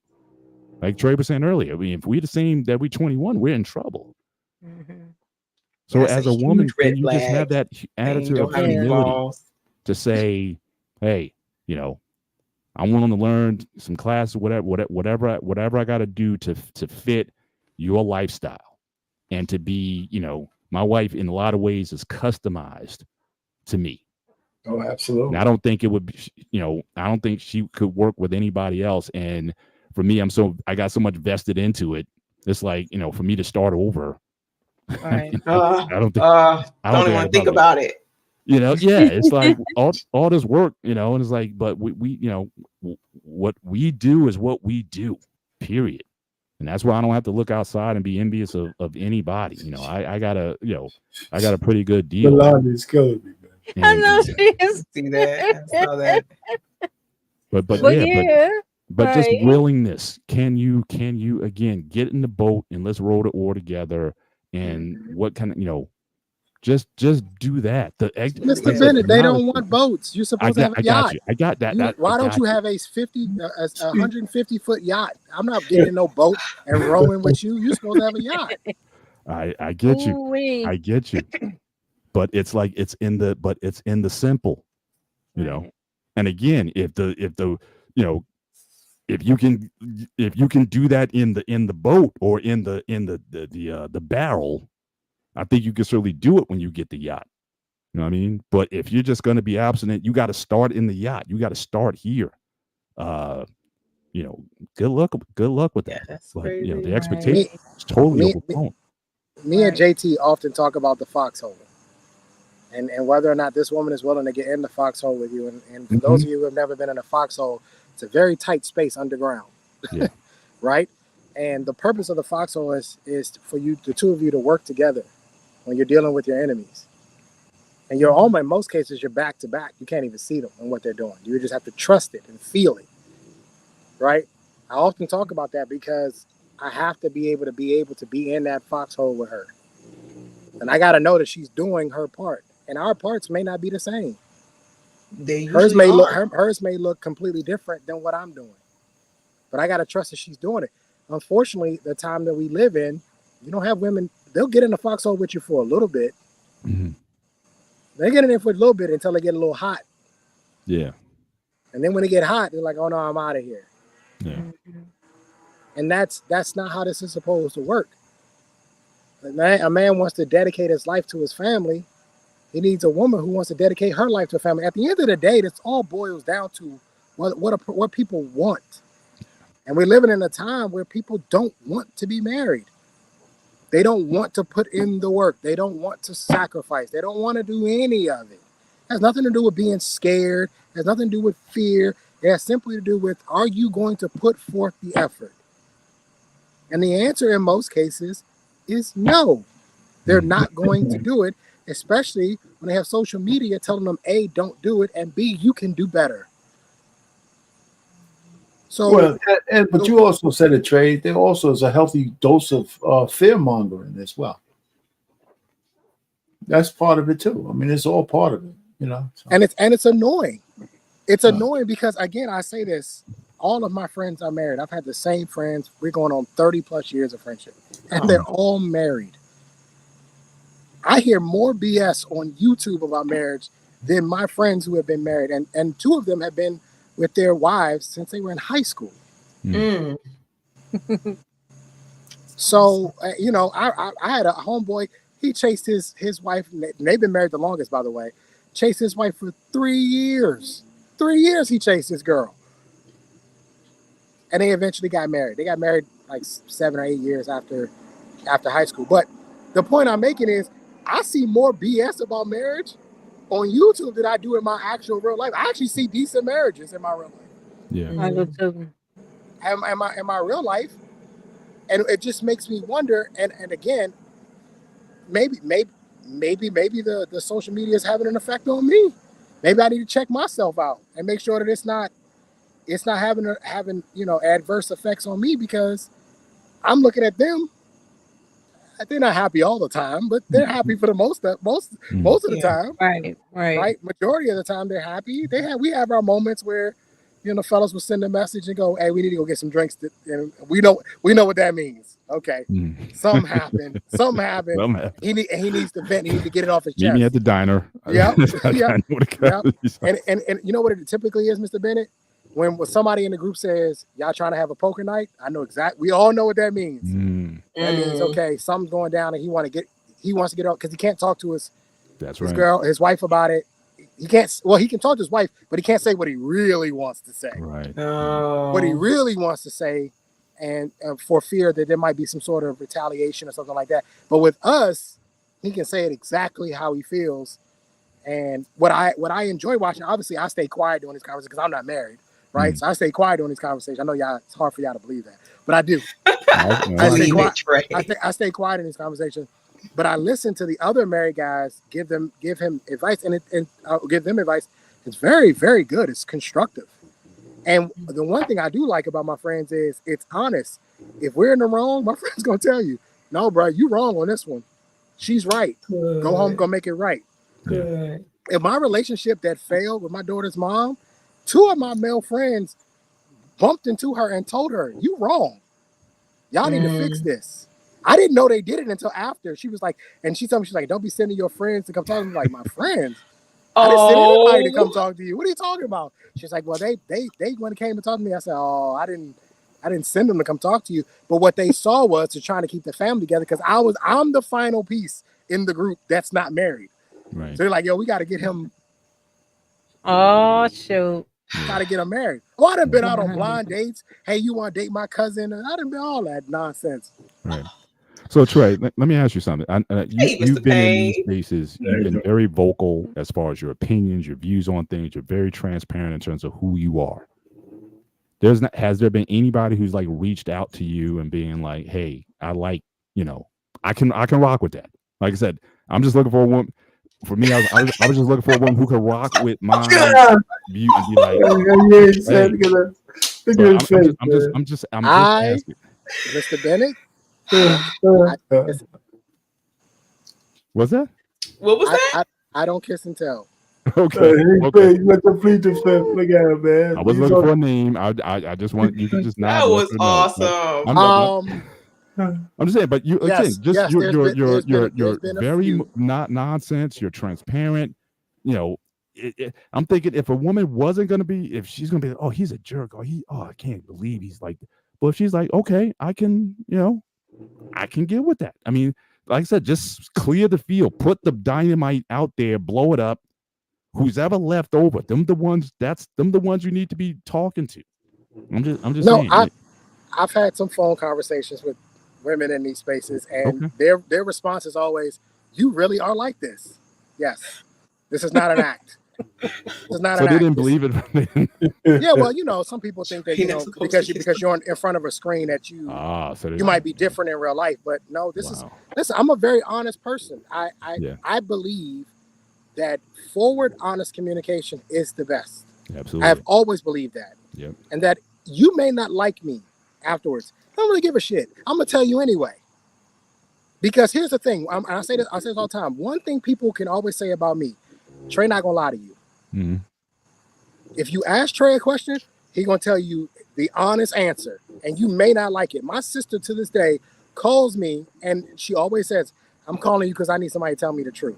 Am I wrong on this? Am I right on this? No, your answer's wrong. Fix it. Get it together, right? Or no, you're right about this." So, yeah, there've been some women who have reached out that are locally in the area. Maybe they might be in Pennsylvania or in the DMV area or whatever, and wanted to hang out. But I think it's a bad idea.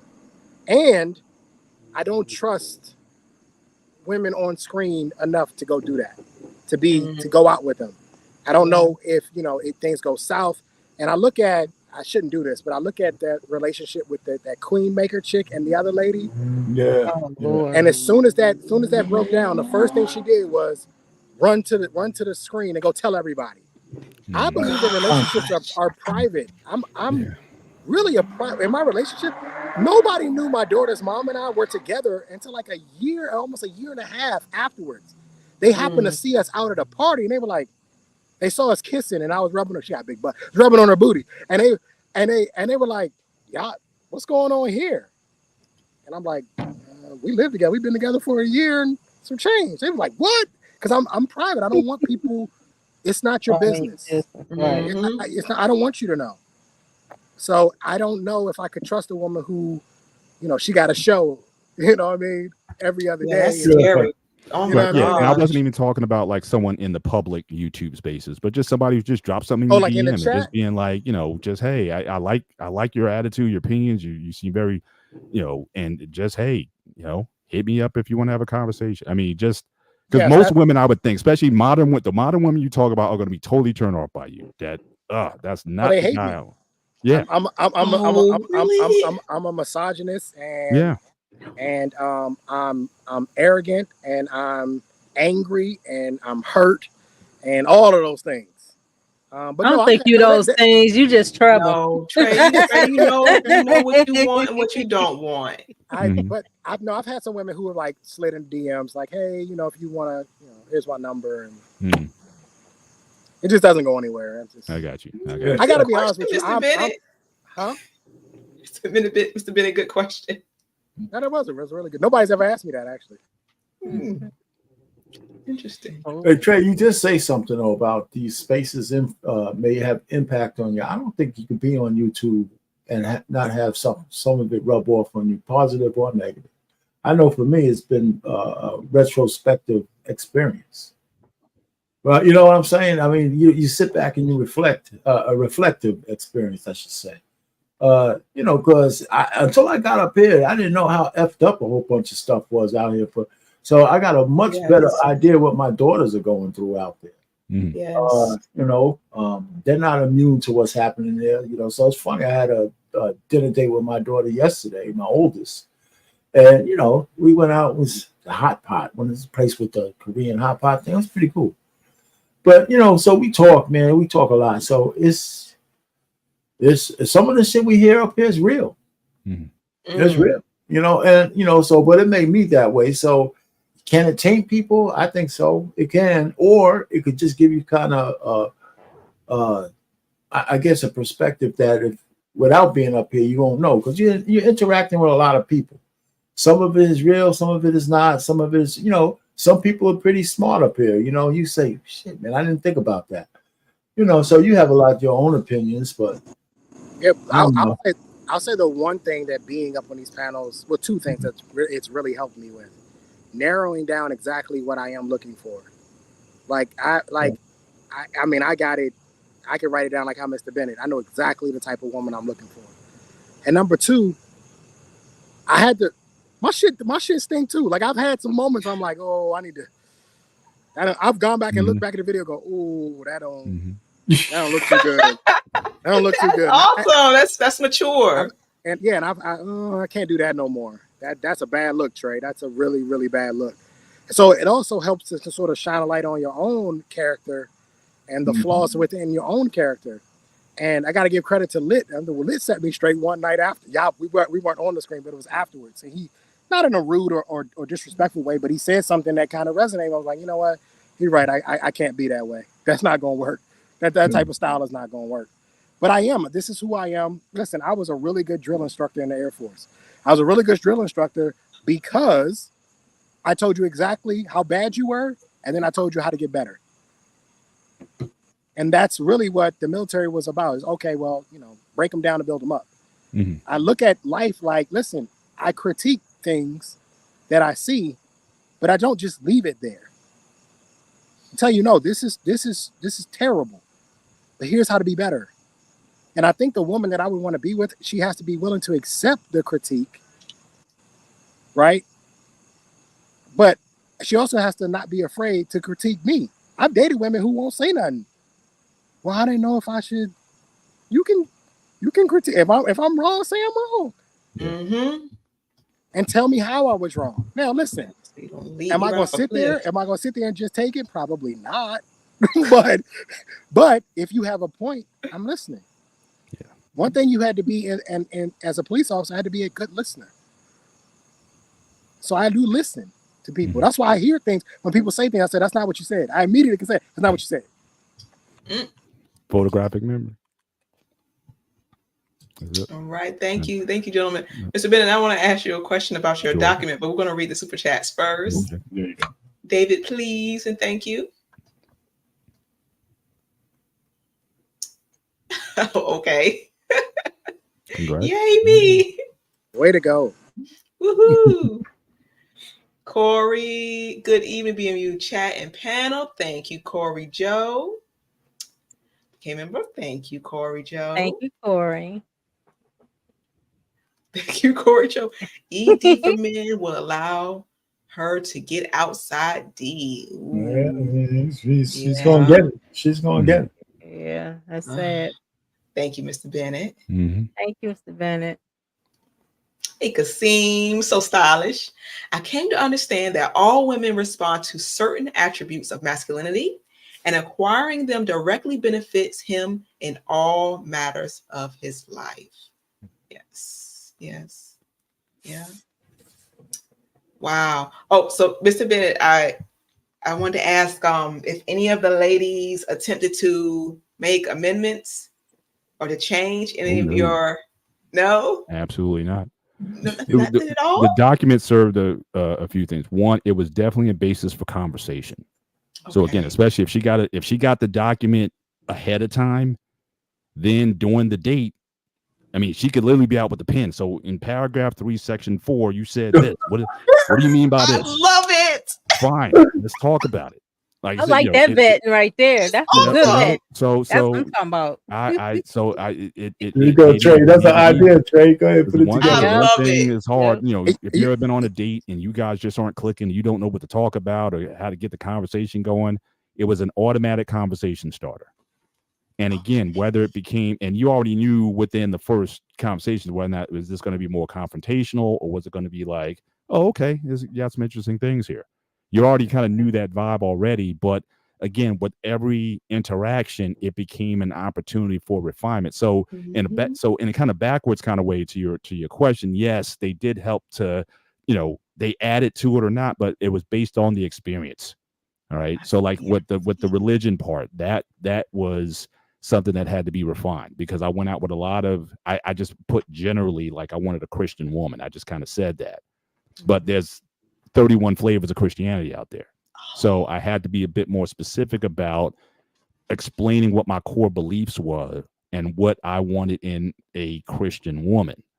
And so, but I went out with all kinds of, holiness and Jehovah's Witnesses and Seventh-day Adventists and Catholics and whatever. So again, I'm not putting any one of those down because I think when you talk about to be equally yoked, I think it goes beyond just whether or not you're Christian or not, a Muslim or not. You still have to, narrowed down on a core set of beliefs that look, this is how we're gonna be rocking. We're gonna be worshiping together. Like, what church do you go to? Like, if you go to like a more reserved church where they don't do all that hollering and hoop and hollering, and you go to a Pentecostal church and they laying out in the spirit and all that, that may not work. You're both going to heaven, but that may not work, you know. So again, it's things like that, you know, that you have to be you have to have some clarity on. So again, with every opportunity I came in fact, a lot of times I would just come home because it was just a Word doc. So I would come home and I would just literally just add to it right then, you know, or at least a note, and then I would kind of come back and refine it. But just over that experience, so yeah, every date changed the document until I got it to a point where I could somewhat say, all right, this is it. I'm staying with this, and whoever rocks with it. And if you don't, you don't. So maybe I missed it, but how long did it take for you to find your wife with this method? probably a year. Probably a year. Okay, that's not And it was bad. weird because it wasn't like she got the document. It wasn't like she got the document first. I kind of met my wife at work, which again, these days, you wouldn't do, or at least I don't recommend guys to do. But she got the document. So again, because when I asked her out, we didn't go out for a couple of weeks. So it was a lot of conversation. So again, I literally handed her a document the next time I saw her in the office, and we talked about it. And it was pretty apparent. It's like, oh, so, you don't believe in sex before marriage? No, I'm celibate before marriage. Now, and it was weird because I thought a lot of women would be attracted to that. Say, oh, he's, but these women were like, y'all think the men, even earlier that, y'all think the men that just want the test drives or whatnot. No, these women, even in the church, they want to take the car on a test drive. So when I was like, I thought women be flocking to me. It's like, hey, he's a Christian guy, celibate guy, run to him. They're like, nah, he probably's not very good, or he's not, so that again, that let me know right there that what y'all says, like, all men back then, they used to say our opinion, all men are dogs, all y'all are dogs. Yeah. Okay. Whatever.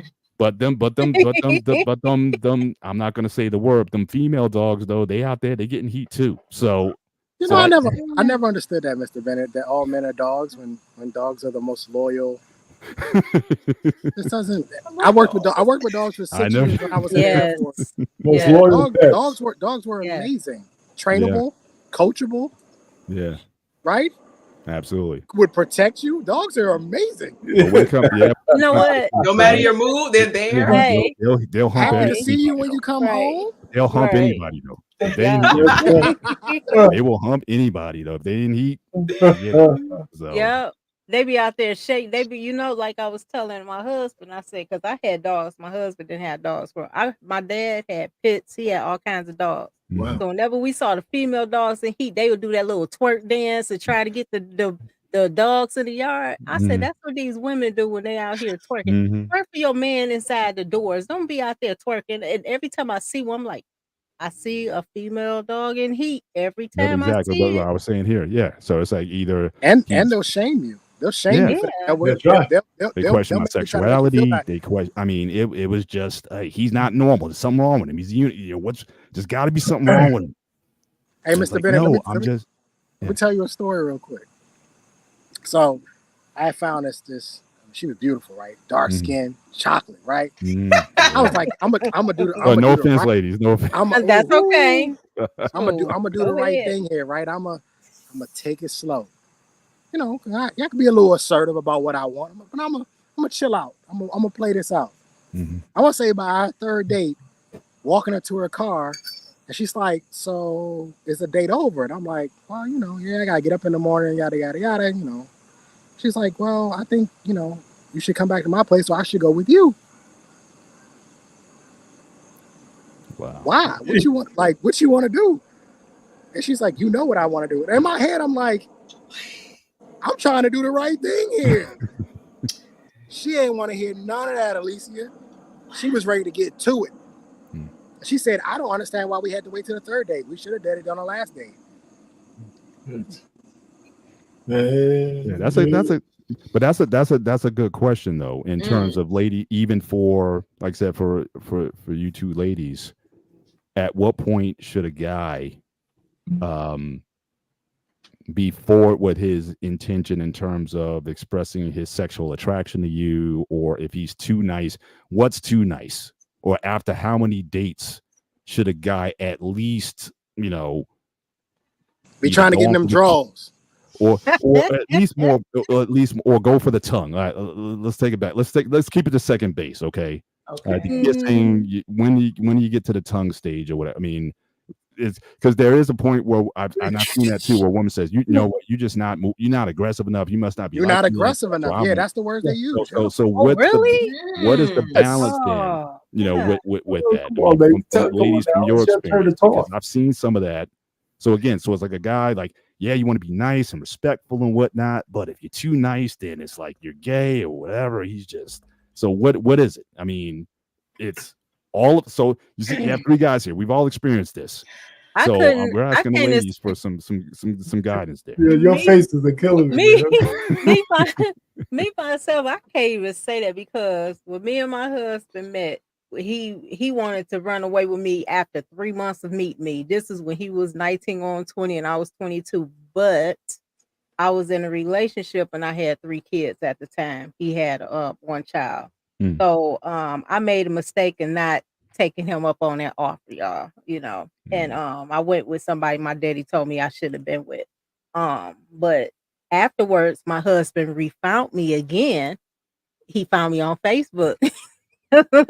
Oh, I got a he question ended on up that. I got to follow up on this question right here. Yeah. Go ahead. So he found me on Facebook. Now he was already divorced from his first wife, so he ended up contacting me. Though, but we ended up parting ways. He ended up getting married to another woman. So, and I part Oh, ways see? again. He couldn't find me. So guess what? He searched for me again, y'all. And I was like, you know what? I'm going, because I always liked him. I love my husband. We've been friends for a long time, and I always want to be with me and this, that, third. But I was like, this the most high. Like, look, this your husband. My daddy said, don't be a fool. Do what you got to do. I got with him. But my husband, to me, I actually liked him. I'm gonna be honest. We was working at KFC when I met him. I was flirting with him, y'all. KFC. I'm sorry. I was flirting with him. My husband is tall. He's 6'7". He yellow just like me. But I was looking at him like, woo. I said, oh, he tall. I was just looking at him and stuff. He was looking around like I was looking at somebody else. I said, no, I'm looking at you. You know what I'm saying? So I pursued him and everything. But afterwards, when life began and everything else, we went our separate ways. My husband started pursuing me. And I actually liked it. I said, oh, he really want to get back with, But I don't think a man being corny, or I hate that word. I hate saying it. I'm so sorry, y'all. A man being like boring or aggressive and stuff, it really don't matter, because all men are aggressive in their own way. You know what I'm saying? It's just when they just, it's up to them when they ready to show that aggression. So it's actually, you sit there and you talk to them, whatever, whatnot, and see how everything go. But women really, I'm gonna say, women really need to lighten it up, because they're out here looking for a man that's perfect. And why would you be out there looking for a man that's perfect when you're not perfect yourself? Mhm. We all have flaws, and we have to work within the flaws of ourselves and work within the flaws of our future husband or future wife. That's how I feel on that one. Mrs. O, the chat want to know how tall you are. I'm 5'7". My husband a whole Okay. foot taller than me. Oh, But you're tall. You're tall for a woman, so that's fine. yes, yes. Yeah. I'm If Can I was 5'3" shorter, I don't Can I and a know. address, half. address the super chat? Yes, Oh yes. yeah.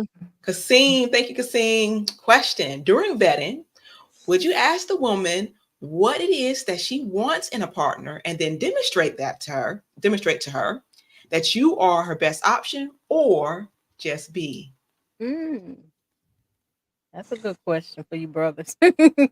Here's the thing. One of the biggest mistakes I think when I was younger that I made is that I told women too much about what I was looking for.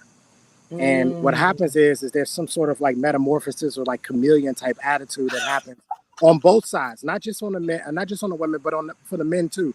The men, when they find out what kind of man she's looking for, they start to try to change themselves into him. And most times they do it for nefarious reasons. They want to just have sex with her, so they start to try to change.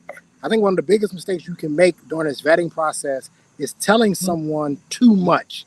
I think you need to let them show you who they are. And if that works for you, rock with it. And if it doesn't work for you, then step off. If a woman tells me too much, I oftentimes tell her, we're sharing too much. You're telling me too much. Because now I know exactly what you're looking for, and I don't want to accidentally, on purpose, manipulate you. You know what I mean? By giving you what you're looking for, when in actuality, I may have some other things that I'm trying to get at. So I think it's healthy to tell a little bit of what you're looking for, but I think oftentimes you go on these dates with women, they're spilling their guts. I mean, they're telling you everything. They're telling you everything they want in a man. It's like, slow down a little bit. Slow down. The blueprint. Exactly. They're giving you the blueprint, and I don't think that the blueprint is always healthy, depending on that type of man, especially if she's fine, right? So you kind of want to let the person get the real them, and then see if that meshes. For me, if I know that who she describes isn't me, I will tell her straight up, listen, what you looking for, that ain't me. But we can do some other things if you're interested. If you're not interested, completely understandable. But I'm not the guy you're looking for. Right. So Trey, let me ask you a question though. Since you are the one in the dating scene right now, I mean, what kind of conversation are these ladies having? Or did you eliminate the ones who are really just silly? No, I eliminate the ones who are silly. If we can't have right now, majority of the conversations I've been having with women this year have been centered around election, Trump, the wars, real serious issues, raising family, honesty, integrity, things like that, right? If I get to a point where I realize that this woman, I'm not expecting for her to carry a conversation. I can carry a conversation. I'm not worried about that, right? But if she doesn't have an opinion, and when I say an opinion, like thoughtful opinion, like she can actually formulate an actual opinion because she's done at least a little bit of homework on these situations. She understands exactly what's going on. I mean, we're talking about going out on dates with women right now that don't know the countries that are at war right now. They just are completely lost. Have no idea what's going on in the world right now. That is unattractive to me. So you are having conversations like that. Obviously, you're having conversations about money and economy, right? That's a big deal. Inflation, right? And those types of things. We're having those conversations, how it affects them in their personal life. Y'all know I want to get down to how much debt you got. That y'all know that. I need to know that. So we're having those conversations. But a lot of times, I'm gonna be real with you, R-Pain, you can't get that far because there's a lot of the women sometimes are shallow. There's no depth. There's nothing more to them other than what's going on in the popular world. And you know what I mean? And I know what you mean. Yeah. And so let me ask you a question. Let me ask just one question, Mr. Ben. Let me ask just one question. What happened? What would you think would happen if you had like a booklet like Mr. Bennett did for the modern era? Well, if you gave it to a woman to look at, I mean, before I had a date, I'd be on TikTok. I'd end up on TikTok. That's viral. Probably, I would go viral. Probably if I had a 4-page letter. Excuse me, not a 4-page, but a 4-page document saying this is what I'm looking for, and she would probably take pictures of it and post it, and I'd go viral. Because here's the thing, no matter, like, I've tried to like avoid women who have like so I have a thing. I look at how many followers she has, and I have a limit. Like if she has more than 2,000, I won't talk to her. I try to date women that have they don't have a real social media imprint. But what I'm realizing is it doesn't matter, because now the way that the algorithm is set up, you can just post one thing and boom, you've gone viral, right? And regardless of how many followers you actually have.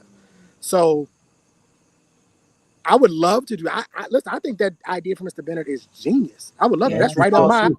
I'd be right on Microsoft typing all night. That's right up my alley. Bullet You're gonna have about 20 pages. Wouldn't it be that bad of a thing if it graphs. went I have viral? all types of stuff, but Bar graphs. bar graphs, all types of stuff. Trey, if that I went love the viral, idea, but hey Trey, I if that don't went viral, what would happen? I mean, I think that would be a good thing, man. If that went I- viral, not for you, but I think it would be on the same lines as. Do you remember the Cheesecake Factory situation? yeah. I think it would be Oh. somewhere along the lines of this would be another thing that men Joke. can't do. Men can't document what we're looking for. Mhm. But I was gonna ask, as far as you said, the type of woman that you're looking for. But let me see if I can best describe this. Wouldn't it be better? Like I said earlier, I just need somebody who's just looking just to work with me, and that would be enough. Like, can't you get that other stimulation? Because again, you're into everything. Again, it's global, socio-economic stuff. You're just very you're just very diverse. Does your lady have to be into all of that? Or can't you depend on the brotherhood, the tribe, to get that kind of, because like I said, my wife isn't, she's not political. She's not into a lot of that stuff, but I don't need, if I want to chew it up with some guys over some issues and whatnot, I know who to call, or I can just get into the space right here on a barbershop on a Friday night, or call my boys up and we get together. We're on the phone for 4 hours. We're yelling and screaming. We're doing all that. But when it comes to my wife, I just want like peace, like, to get away from the arguing stuff. I just want to, just come home and chill. Like, does she have to be all of that to you? And can she just be your peace? And you chew it up, you work all that other stuff out with everybody else. I'm just saying, why wouldn't that kind of woman work for you? It wouldn't work for me because, again, the communication matters, right? I've been in a relationship where we didn't talk to each other. She was in the living room. I was in the man cave. We didn't really have that type of conversation. I do value communicating with my lady. I do want to talk to you about things that are happening in the world and what's going on. That is important to me, right? Don't get me wrong. I love chopping it up with the fellas. I love coming on here with y'all and talking to y'all. But I think the conversation is just a slight bit different when you're talking to somebody that you're in a relationship with, and the views that they may have, right? And how you guys see things or may not see things the same way. It just is important to me. I want a woman who understands what's going on in the world, so that if I do call her and say, hey, Trump they just tried to assassinate him, and she's not looking at me like, okay, okay. You know what I mean? Like, I want a woman who would understand that's a problem. It's a huge problem what just happened. You know what I mean? I will say this though. I will give some grace into this particular situation. I don't necessarily expect her to be like that from the beginning. I don't expect her to be, a CNN correspondent from off rip, right? But I do expect for her to realize that in order to be with me, we're going to have conversations that are going to be filled with substance and depth and intellectually challenging. Right. And that we're not but not necessarily aligned. Or is alignment important to you? How important is alignment? I would listen before this whole Biden thing. I would have said she can do her thing. Now we gotta see. We gotta. Okay, so right. So you're not only looking for someone who can just speak to those things, but she's got to mirror your viewpoint. So you're not going to have a politically divided home or whatever. It's not going to. So now we Republican over here. Right. So that's right. So you got to be 10 toes down with the agenda and the whole line. Well, that'll certainly narrow the field a lot more. Obviously. Yeah, because and the reason isn't like a control thing. I just think it would be simpler, right? And what I don't want is to have to put the extra work. I'm not saying that it can't work. There's plenty of married couples. One's blue, one's red, one's left, one's right, and it works, right? That's not the issue. But I think that those relationships, they do have to work a little harder. They have to work a little harder as far as communication is concerned, because you can't let that blow up into something else that would harm the relationship, harm the marriage. So I just think it would be easier. Excuse me for taking the easy route, but I just think it would be easier if we just saw eye to eye. Or if she was more Candace Owens, you know what I mean? Like, but if she just loved you, Hey, I'm not into all that, but Mr. hey, Bennett, if you lovely feel a to see certain you. way about it, if you were surprised by the shooting or whatever, baby, it's all right. Here, just lay your head on my chest, and she gonna rub your head, and she just gonna like look, she's just the wife. She's just again your piece. You know what I mean? Just feminine in all those attributes that guys talk about that they want a woman. She's submissive. She caters to you. She loves you. She takes care of your kids. She's just a wife. I mean, I don't want to say just a wife because I think we downplay that a lot. I mean, there's a lot to being a wife, but she's just a wife. She just loves Trey, and she wants the best for Trey, and she just want to make sure that Yeah. you're taken care of. Yeah, I think that probably would work later on, right? Like 20 years in, right? Here's the reason why I'll say this, right? So the last like great conversation that my daughter's mom and I had was January 6th. And the reason why we had we were on the phone for 3.5 hours, which we almost never did. But while this was happening, I was out of the department by then. I was at home watching it on TV. She had just got off her shift. And we were sitting there talking about this, and we were actually having a real conversation about what's actually going on, because you got to remember, some of my friends had to go down there and go help, right? People that I worked with had to go down there and go help. And some of my friends actually got injured down there, right? And so we actually have a good conversation. That type of communication about things is just important to me. It's just something that I want to be able to have, that type of communication with the woman I'm going to be with. And here's the thing. When I say that's the last like positive conversation we had, that was the last one. That was the last one we had. And it's because we could connect over what's actually happening down there, because we both were in law enforcement. So we could have this conversation. A lot of the times, because we both were in law enforcement, she could come home and say, this happened at work today. And we can literally talk it out, because I know exactly what she's going through. These types of things, they do actually kind of matter to me. I will agree with you though, Mr. Bennett. It probably will run its course at some point in time. And I probably will be looking for the woman who doesn't want to have those conversations as much as I get older. Just baby, let's just come on. Just lay your head here. You can vent if you want. Well, you I'm can go off if you want to. anyway, You can Mr. vent all Bennett. you I'm gonna want. do that That's anyway. okay, baby. Just rub your head and just and ladies, just as I'm sure if you've observed tonight, as you can see the profile of the three men here. This is why we're able to have these conversations. So salute to the bold and the beautiful, the benevolent Ball Brotherhood of the BMD Network. This is what we bring to these spaces. Shout out to the 7D Club. Shout out to the Follically Free. This is what we bring in these spaces. So we just bring the energy into these spaces. So that's why we're able to have shows like this. So shout out. Well, we enjoy y'all being on here with us. We really appreciate you guys, especially your inputs. You know, especially we need men input. Yeah, Okay, here perspective we is go. precious. You guys make it easy to do. So I say I really like the tone and tenor of your show. I really think you ladies set a good environment to have a growing conversation and be respectful. So I really appreciate the temperature that you guys set. Yeah, But but I'm calling these women out, Mr. Bennett. Not Mrs. O and not Alicia. I'm talking about y'all women in the chat. The name of the show is Grown Ass Women. Where y'all at? I know, right? Up here. Right? Y'all need to be up You and here. Barbara too. Look, I wanted to do the role play, but I'm like, where are the ladies? Y'all need to be up here. Panel full of men. Milani, A-Team. Oh, y'all, where y'all at? Oh, goodness. Yeah. All right, I'm going I to read did this want to super go chat back and from address. Kasim. Well, you could address the super chat, and then I had a follow-up question. Okay.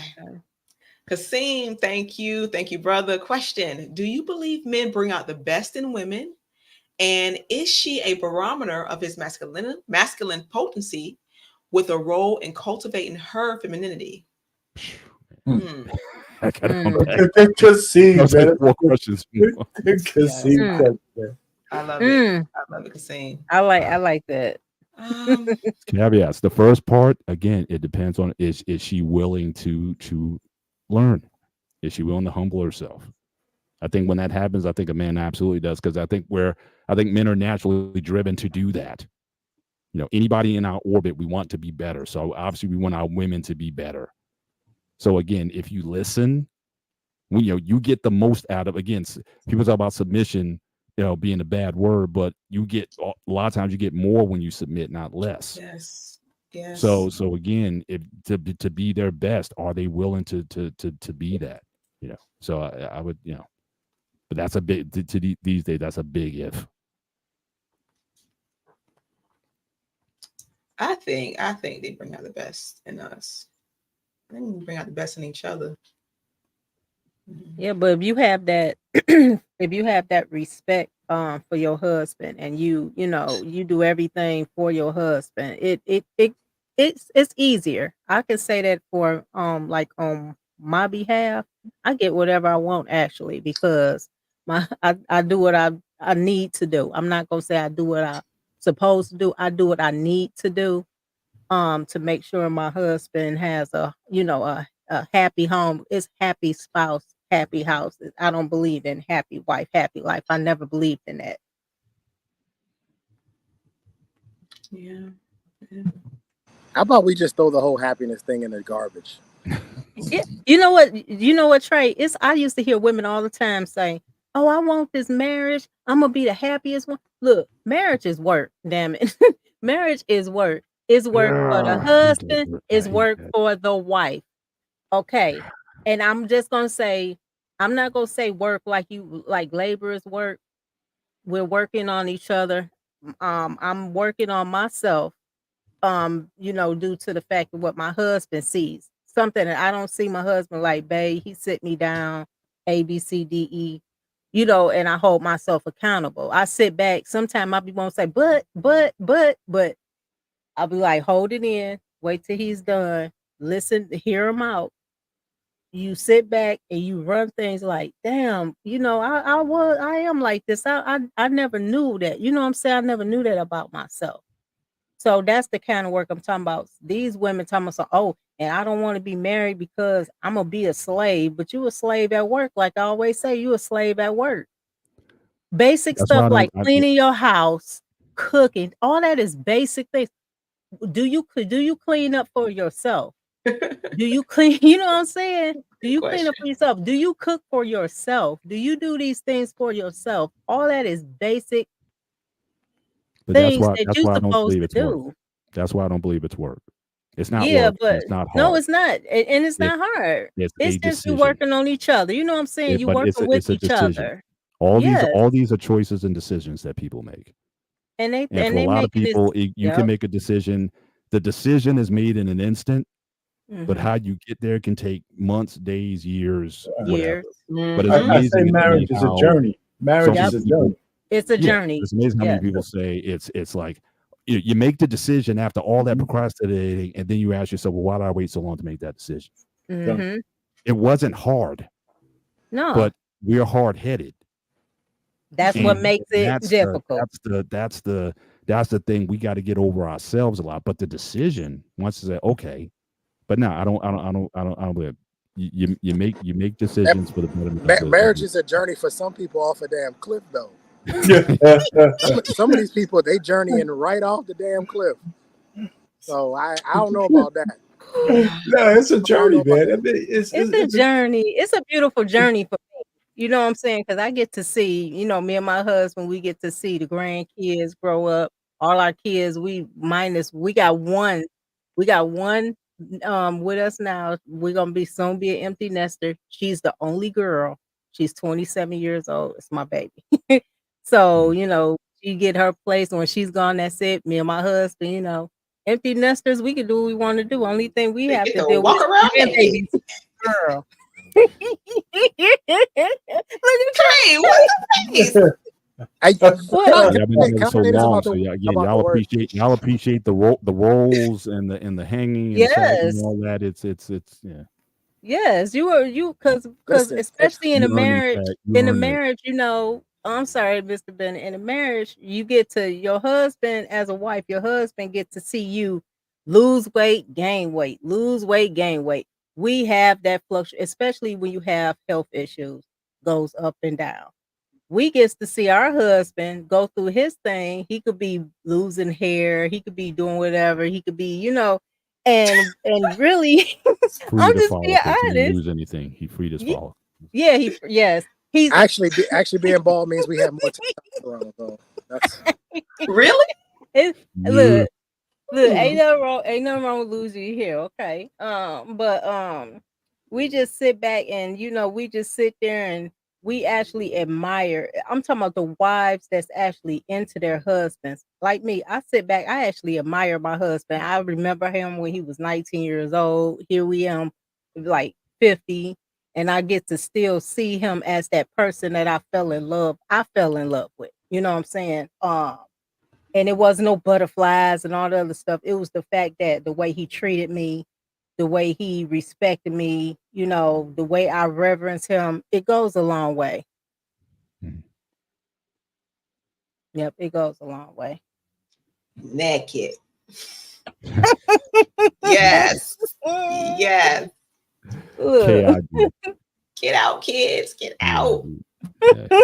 Mhm. I did have one. I actually, ladies, I need to jump off, but I did have one more question. Someone actually raised it early when I talked about the kissing thing, and then the person said something about you shouldn't be kissing ladies these days because you don't know what stuff is. Arpine, now we had a conversation about this on a long time ago. We're of the kissing generation. Realize today that it's a lost art today, really. Yep. In that you used to kiss, that was your sex. Yep. Until a certain time, but then even in marriage, what I also seen over time is that even for marriage, you could be having sex, but you kiss less.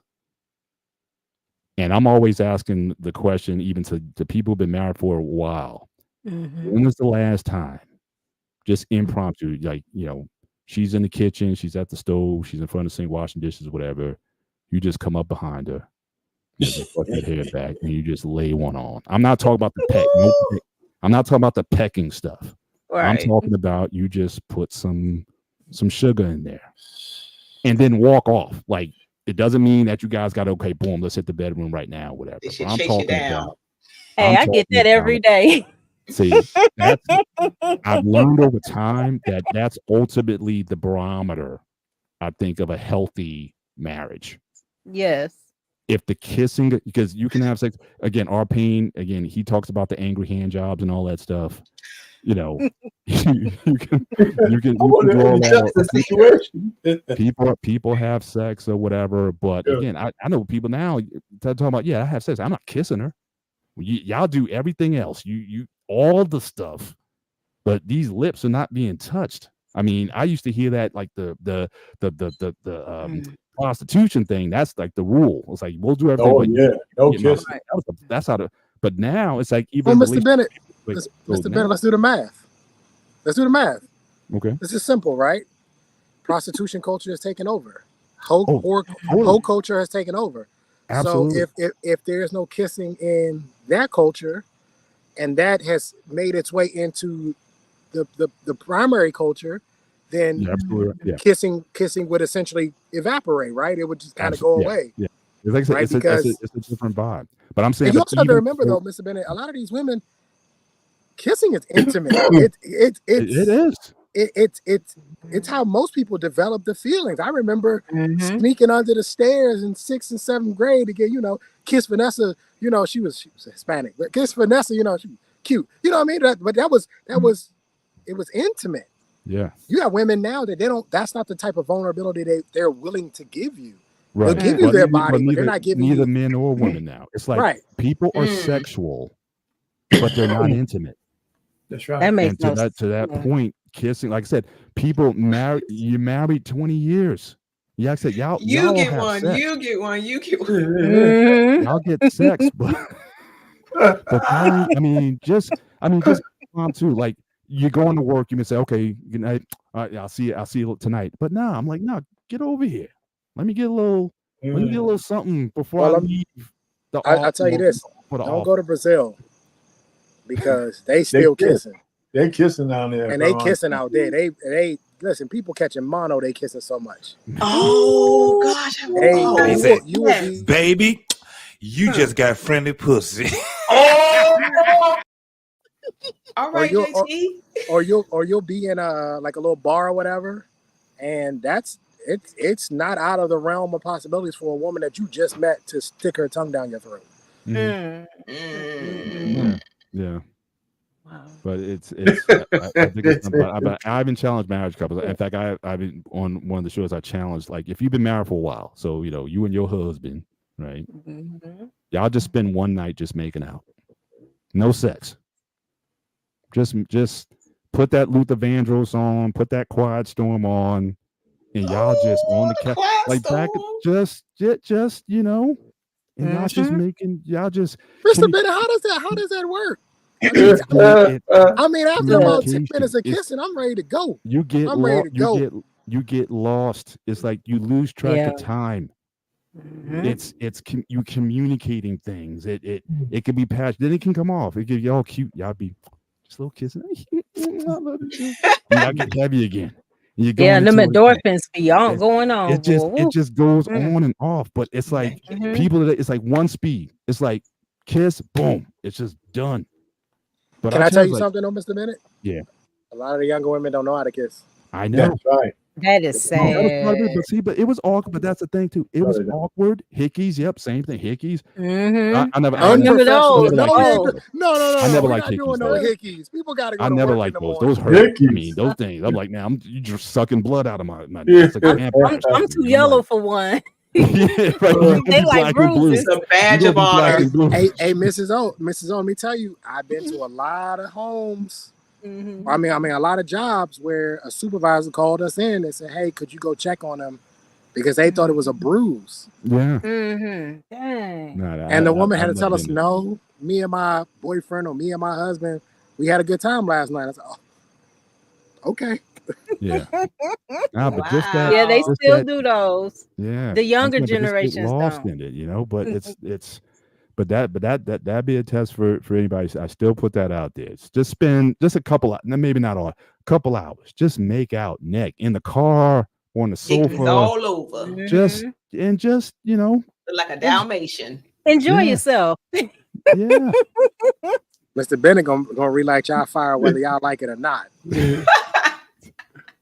If your fire was Oh, going out but in your that, but marriage, that's yeah. he just turned the flame back on. But that's the but Nah, that's the I'm getting divorced. It's gone. that's the barometer right Hey, there. You know, again, You y'all don't could want to be spend a like, couple hours kissing your maybe I well, want that's to. that's the I thing. wanted If, to it, want to, but it mhm, wasn't happening. yeah, but that's how you know that light is still, that flame is still on. Down You know, payment. get Down that good one. payment. Babe, right, bye. I'm gonna see you later. And that kiss, that used to communicate some things. It's like, you know, it either say, okay, have a nice day at work, or keep it hot when you get home. Or I'm gonna tell you what when I get home. You can communicate Mhm. all of that in one kiss. Yep. That kiss told you things. If the woman, like, you would say, like, you didn't even, if she might have been a virgin, and you can still tell whether or not she was going to be with it or not, whether you got married or whatever. Again, she would tell you through her kisses that, yeah, I'll be when the time I'll be ready. Mhm. You know what I mean? But yeah, today, but even older, even people in our age bracket, like I said, you know, you can bend over, you can go to the side, you can sneak, you know, slip the robe up and get down with it, but kissing, making out, well, you know, Hey man, that's all we could do we ain't back got in the time day, for man. that. That was it, man. Just We that ain't got you time had for to that. get. I got my drink here, my two step. Hey, So I remember. I didn't mean to cut you off, Miss Bell. I mhm. remember the dry humping. I'm Oh yeah, old. The dry Oh, humping. wow. Let it all hang out, sis. absolutely, yeah. That's all you had. I mean, because I know back in my day, man, you would with the good girls, you wouldn't get past if you got to third base, you were good. But kissing was Mhm. involved in all of that stuff, man. I tell Mhm. you. I mean, you developed a kissing muscle because that's all you were getting. Yeah. Mhm. And it's like a You know, dance. It's like tango. You know what I mean? It's gonna be awkward at first. You know, your first dance. You know, it's like 1 step, 2 step, 3 step. But you develop a dance. Yeah, tongue kiss also, Mhm. absolutely. But I'm just saying, Yep. but you develop that dance from you. It could be awkward at first. You're gonna bite the lip. You're gonna clash teeth and stuff until you get that. Okay, now we're in rhythm. Now we Mhm. dancing. You know, that slow dance. You know, it's you know Right. you get. Ain't I tell you nothing though, like Mr. I Bennett, still I'll think tell that's you this. important. Yeah, I'll tell you do. this, Mr. Right Bennett. from the And when I was side. younger, I thought if I kissed a girl, that she was mine. I thought I got that arrogant. I thought if I got a kiss in, all I need to do is get a kiss in. That was And it. it's all got downhill it. from there. Right. You know, but yeah. Mm. Well, thank God for sexual liberated women. You We don't have to kiss them anymore. ain't have to kiss They them at can all, give it up man. whether you kiss them or not. Y'all can put tape on each other's mouth and shit, man, and then you go bang it out. Yeah, you definitely have those dental dams. You need a lip Yeah, dam. dental dam. Yep. Oh my god. Well, again, ladies and gentlemen, it's been a pleasure. good one, I'm Mr. Bennett. glad I Good hopped on. Again, I think you ladies are doing a fabulous job. And Thank just you. again, continued Thank you, success. I'll Mr. definitely be Bennett. tuning in and just keep doing your thing. Gentlemen, I'll see you out there in those streets. And you guys be safe. But you guys have a great night. Barbershop. Yeah, take it See you easy. later. Barbershop Thank you, tomorrow. Mr. Bennett. Bye bye. Hey, White School Podcast out there. Thanks for Yeah. the Oh, show. White School sis. Podcast. Yeah, there you go. Any ladies Hey, who wait a we minute. want First I of all, wanted- at least somebody loves me. You know what I'm saying? That's what I like. we love you. We Right. love you. Right. Any ladies in it? We wanted to do a role play, but we need some ladies. Any ladies? Hey, tell White School get up here, man. Get up here, White School. Wife School. Who else is in We there? have a Nissa in there. We have Alani in there. A-Team is in there. What other sister did I see in there? He was in there earlier. I don't know if she's still there. Milani is in there. So Anybody? If not, we're gonna wrap it up. yeah. Well, it's a good show no matter what y'all do. Maybe y'all need a part 3. Maybe y'all need a part 3 or something. I don't know. What you We'll think, see. Trey? You think we should have a part 3? Yeah, I don't think you can have enough vetting conversations, to be honest. Right. I Okay. really You want don't. I don't think you can. This is the one topic that you can't tire of because of how free flowing and ever changing society is. So I mean, it's got. You definitely got to have. I would honestly tell y'all you probably need a 10-part series, to be honest. Yeah. Oh, wow. You know what? Because Trey, I was telling there's my another husband part of that. this. I should probably, I don't know if I want to reveal it yet, but Mr. Payne knows what I'm talking about. I have 10 free dates. I devised a list of 10 free dates. And I used to, when I go out on dates, I used to make the women have to go through all 10 dates before anything happened. And I used to tell them that most of the women never made it past 4. Wow. And it was, and when I say free, I mean damn near as close to zero money spent as possible. Yes. Right. But the purpose is to take the pressure off the sex. I don't spend any money. You don't have to worry about sex. We actually just sit down and actually get to know each other. And we do this over a period of time doing different activities that don't cost any money. And therefore, I won't be expecting for you to have your face down on the pillow at the end of the night. So everybody wins here. But what I've realized is I went out, I did this a few times with a few women, and about date 3, date 4, they start asking about, certain restaurants, and why aren't we doing this? And why aren't we going here? And I realized it's like, well, you haven't picked up on the flow yet. You haven't picked up on the flow. You're not understanding what I'm actually trying to do here. I'm trying to build something that's not built on money or sex. That's so sweet of you, 18. I'm so doing nice. the That's so same nice. thing, sis. Hey, I'm doing the same thing. I'm praying for him too. You need to get to that Turkish woman, man. My girl Soraya Brooks, man. She'll find one for you out in Germany. Oh. She too much on social media for me. Yeah. Oh, Yeah. Oh, not her, but maybe she knows somebody. I think you have somebody. Listen, I like my women quiet, like you know what I mean. Like she ain't got. I'm saying she got to be in the back or nothing like that, but I don't want to have to worry that I wake up one morning and she's trending. You know what I mean? Yeah, she doesn't crave that attention. Right. I saw a message. But we'll do a part 3. Is Melania up there in the cloud? Yeah, she in there. I seen her earlier. I think he was asking the question. I think he was just asking the question. Oh, I'm I sorry. think he thought she was here. Oh, okay. Oh, yeah. Uh-oh. Hey, Hey, white sis. school. What's Ooh, Hey, going love your white hair. Look at How you that school. doing? hair, girl. Thank you, Yay. Trey. Oh, Trey. When's your birthday? Yeah. Hello, wife school. Nice to hear that you're not trying to pull people up. This is good. Oh, yeah. Hey, listen, wife. Somebody can always get folded up like a lawn chair. That's nothing. Oh gosh. Mm. Ooh, That's wee. funny. I tell you. Hey there, sis. Hey sis, how you doing today? She come on here looking pretty. Look at that hair. Her hair I just can't keep flowing. coming over here looking crazy. You know what I'm saying? Like, I'm vain. I'm sorry. I'll admit that. I'm vain. I'm vain. All right. Ragnar, Look, Mr. Taylor, in today's so- streets, if you don't put it down by the third date, most of them They are know regular. I'm part of the nation of Wigwam.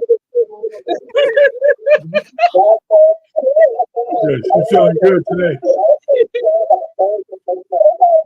What's that? Someone's Yeah. Somebody might be. somebody's voicemail. It's not mine. Yeah, I hear something. It's not my I'm turning off end. my YouTube. All right. Damn, I'm back. Okay. All right, white school, are you ready to role play? Okay. We're gonna pair you up with Trey. Trey, how you feel about it? I'm so scared now. Okay, I've had no time to prepare. I don't know my role. I don't know. Me I either. don't know I'm my like, lines. Do you all want to wait till next time? Do you all want to wait till next time? Yeah, sis, we Okay. can do that next week. We can do that Okay. next week because that way why? we can. But what if you meet somebody that has those qualities or whatever, and you're just trying to fill out everything and it's organic and you don't have time to get ready? Uh-oh, look at Trey said role play now. But I need to get in character. I need to, We fully. do have some I'm profiles. a method Yeah. actor. I'm a method actor. All right. We do have some I'll do it. profiles and I'll stuff, absolutely play my role. But I don't Do you know want me what to Alicia send got. it? Do you want me to send it to you now? To IG? Yeah, you can send it now if you want to. I got a few minutes. Give me a moment. We got a few. Okay. We got a few. Let me see. Yeah, send it to both of them. And y'all just pick one out of them. Let me find my I'm file. scared. You scared? Girl, you gotta be I scared. have no idea what we're getting ourselves into right now. Yeah. Typically, the role playing I like involves handcuffs. Okay, Trey. Oh, okay. No. Trey. I think. All right. Uh-oh. Look, school. Did I send you one? Not the feather boa. No. Let me see. Where did you just pick that up off your desk? Like, No, I have stuff around here when I go on live sometimes. see, she's prepared. She's already prepared for her role. I'm not prepared. Let me see. Hold on, let me find my file. Screenshots. This was men's role play. There it is. Okay. Oh, look what That's for Trey. Look what Lit put on there. Oh, and I have my screen blocked. Oh, gosh, that's funny. Oh, that's sis. Okay, let me send one for I you. Alicia, am I supposed to pick one of them, or are you picking one? Yes. And you can add, you can adjust it, but just to give a base. Okay, you're gonna see my screen go black. I'm just looking at because I can't. Well, actually, can I? Gotcha. Two windows. Hang on a second. Okay. All right, I sent one to you as well, Miss Stephanie. Oh man, I'm so excited! Oh my goodness. She got the shades on too. What I'm gonna do is I'm gonna drop down so they could be close together. Okay, thank you, Mr. Payne. Okay, I'll be in the cloud. Okay, thank you, Mr. Payne. Oh man. And Stephanie and Trey, I'm gonna give you all a setting. And you all could take it from there. Whenever you're ready, let me know. Hold on.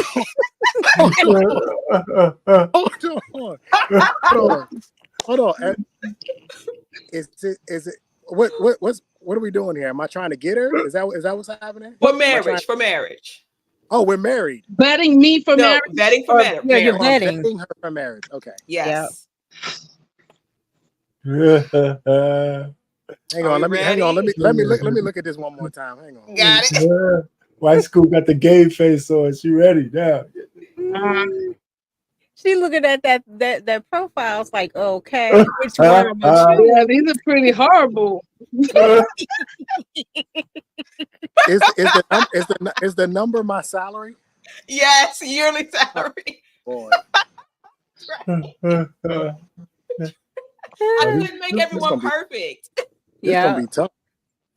Right? I mean, you did not give these gentlemen anything to work with. That's the Same. average man, right? It's the same with the sisters, so y'all gonna have to choose one and stick with that. You can add some stuff on there if you want to, but those are the scenarios we came up with. It Y'all. can't be that bad, wife school. It can't be that It's bad. bad. Oh, he's gonna dump me. White school. I don't think I'm gonna make it. I don't think you're gonna want no parts of me. You ain't gonna want no parts of me. Okay, I'm sorry. Perfect for each other. Janet. I'll be Janet. Okay. All right. My name's Malik. I'm supposed to be modest. Oh my God, how am I going? My name's Malik. I'm 42 years old. Okay. Ooh, oh, Janet no, and Malik. I'm too All young. right. You will have met through a family friend at a cookout, and this is your first phone call. Okay. Ring, ring, ring. Who's calling who? Who's calling who? I'm obviously calling you, Janet. Okay. All right. There we go. Ring, ring, Y'all having too much fun with this, but okay. ring, ring, ring. Janet, you gonna answer? Ring, ring, ring. Oh, hi. How's it going? Hey, Janet, how you doing? It's Malik. Hi, Malik. How are you doing today? I'm good. It's been a couple of days since I've seen you since the cookout. Yeah. Did you have a good time at the cookout? Yeah, I did. I'm sure you see me chasing my son around the whole cookout. Yeah, he pretty much wore me out that time, so I just had to get my plate and leave. But it was nice to see you. You look so good in your muscle shirt. You know, I love that. You were fly. Okay, I just want to tell you. Thank you. I appreciate that. You didn't look too bad yourself. So that was your son. I thought that was like your nephew or something. That's your son. How old is he? My son, one child. My son, he's 10 years old. 10. Okay. All right. Were you married, or how did that work out? I mean, you don't have to tell me if you don't want to, but. Well, as a younger lady, I did have, his father. I wasn't married, unfortunately, but that's how it ran. We co-parent now, and that's just about it. Nothing serious, nothing between me and him. We just co-parent, moving on. That's cool. I understand. I'm sorry I had to leave the cookout early. Glad I got your number before I left, but I had to run home. I take care of my mom. She's not doing too well. So I had to take care of my mom. But I wanted to reach out to you, talk to you, and see if we had any chemistry, if we vibed. So I don't want to say that I'm vetting you, but hey, you got to be careful these days. Right. Well, as long as you understand, that's yeah. good. So, I hope your mom feels better. Well, she's under my care. We'll just leave it at that. You know what I mean? I think you know how that. I think you know how that's going. Yeah. I think you know what I mean by that. Yeah. I'm just gonna get right down to let's just get down to the nitty gritty. I don't want to waste your time, and you got a kid, and I don't, let's not waste time. Looking at your mom and everything. Right. Yeah. Let's just start with the money. Let's just get the money out the way. Oh, you want to get the money? What? Yeah, because because I don't make a lot of money.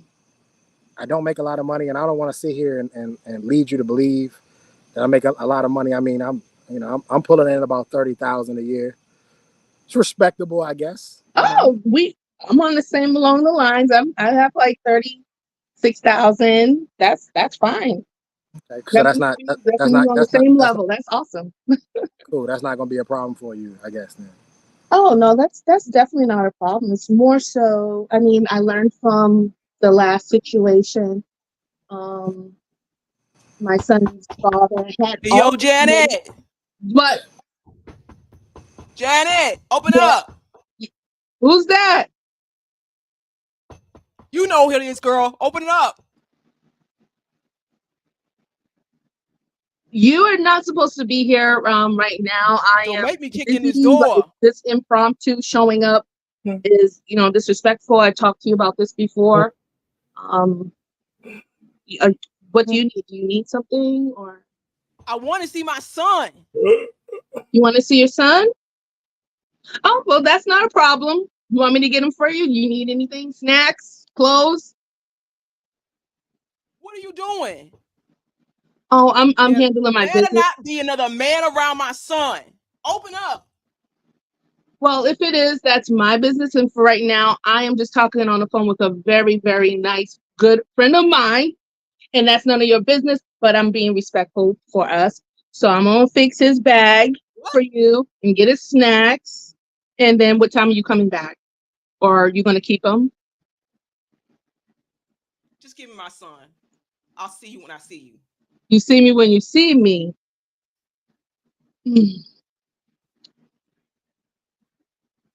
Malik. Just give me my son.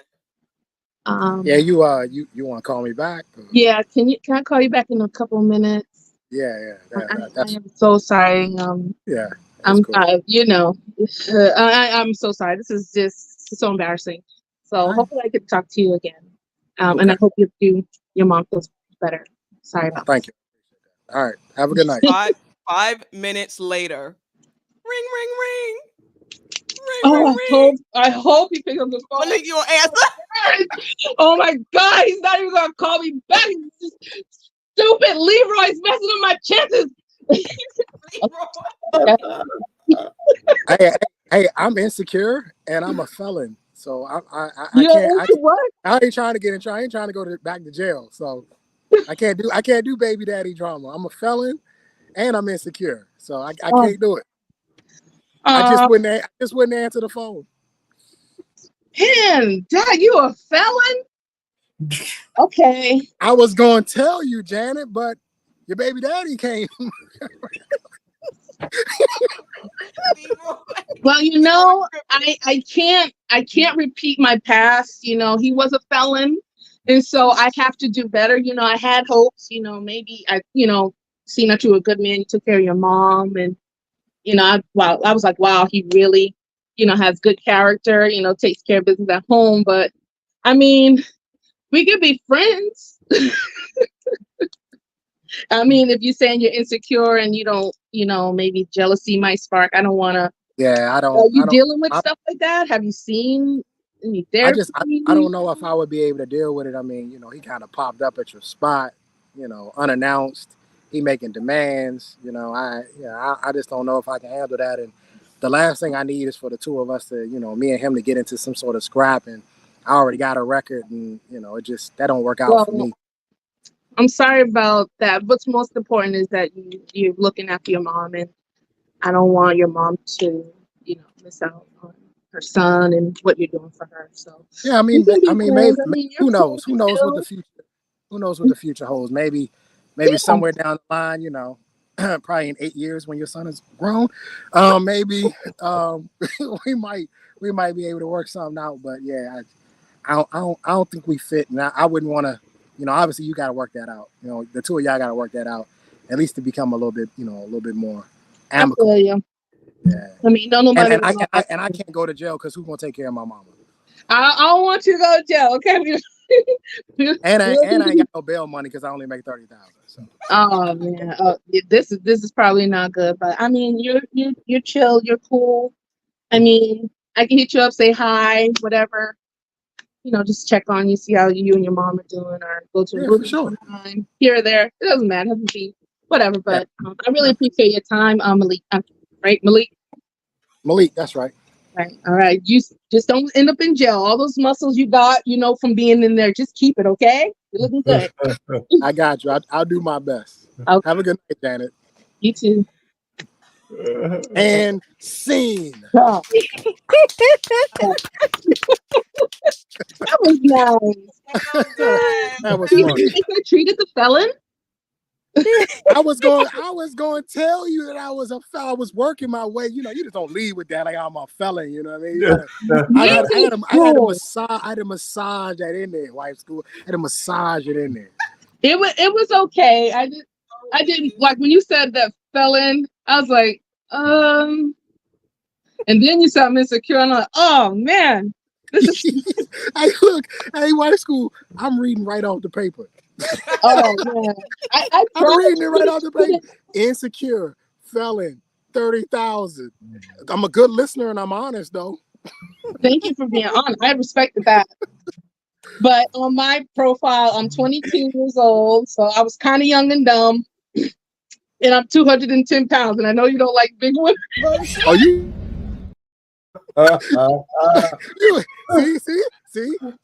Hey, Alicia, this is a good exercise. Did you notice how the worst parts of both of us we left out? Mm-hmm. We was waiting for the perfect time to kind of slide that on in there. Yeah. Oh, by the way, I've been to prison. No big deal though. Oh man. Yeah, that's good. Oh, that was awesome. Nah, that was I fun. don't have the money for books. We can do another one next week, Alicia, because you got 2 other characters on there.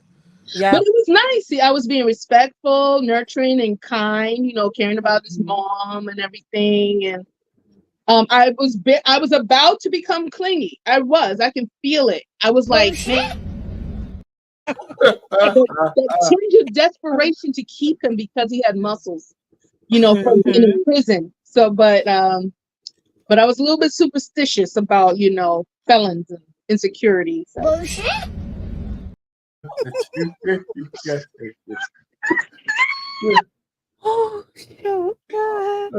This is fun. This is fun. We have to do. We're gonna do more. We're gonna have to do a part 3, y'all. This was so much fun. Yes, you do. I'm dramatic, so. Part 3 indeed. You all did a Yeah. wonderful Now job. that I got the characters, I can have time to actually Mm-hmm. I can work on it. By the way, I'm a felon. I ain't know how to drop that in there. It's just like, how am I gonna tell this woman? Because here's the thing, white school. I don't know nothing about being a felon. So I was like, how do I tell this woman I'm a felon? Like,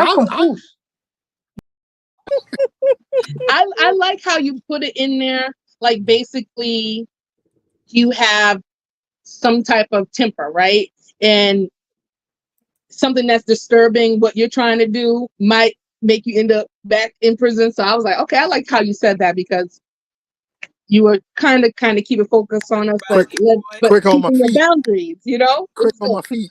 It was good. But here's the crazy part, white school. I was supposed to be patient.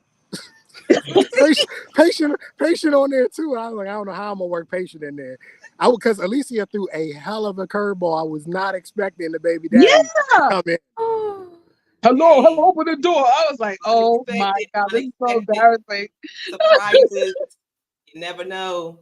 You never know when you get to You know were someone. patient. You said I have a kid, and you was like trying to see where he came from, how old he was, and you were kind of sympathetic that I did have a child, so that was kind of. Did you say your baby was 10? Yeah. Janet, I don't even 12. You just had one child, so I gave him an age. Well, you said she could ad lib. You said we could ad lib. And plus, I didn't want him to be too young because then Trey might think he's a little fresh, and I just got finished having babies, so I had to put him somewhere higher. No, I think 10 was a perfect age. I think 10 was a perfect age to say because it's like, all right, he's not too young, but he's not too old. So it's like, all right. You still have a lot of influence on a young man like that. Yeah. But this is, I mean, it's a small microcosm of vetting. I thought it was quite entertaining that, you know, we all have parts of ourselves that we're not completely forthcoming about, right? We're not just going to lead with that. We're going to try to find the right time to, hey, you know, I'm not as patient as I probably should be. You know what I mean? Like we try to, you know, so that's why the vetting process, that's why I said you can do a million of these shows, because the vetting process is that, I'm not necessarily complicated, but it is that detailed. It is that detailed that you want to know a lot about people. And I do think that one of the biggest problems we have now in dating is we don't ask enough questions. We don't ask enough questions. We don't ask questions to really get down and really get to know somebody. And that's really important. It's important to find out everything. We need to know everything. Mm-hmm. Yep. Absolutely. Tell me. I didn't ask enough questions. I got married early, and I had to deal with what I accepted.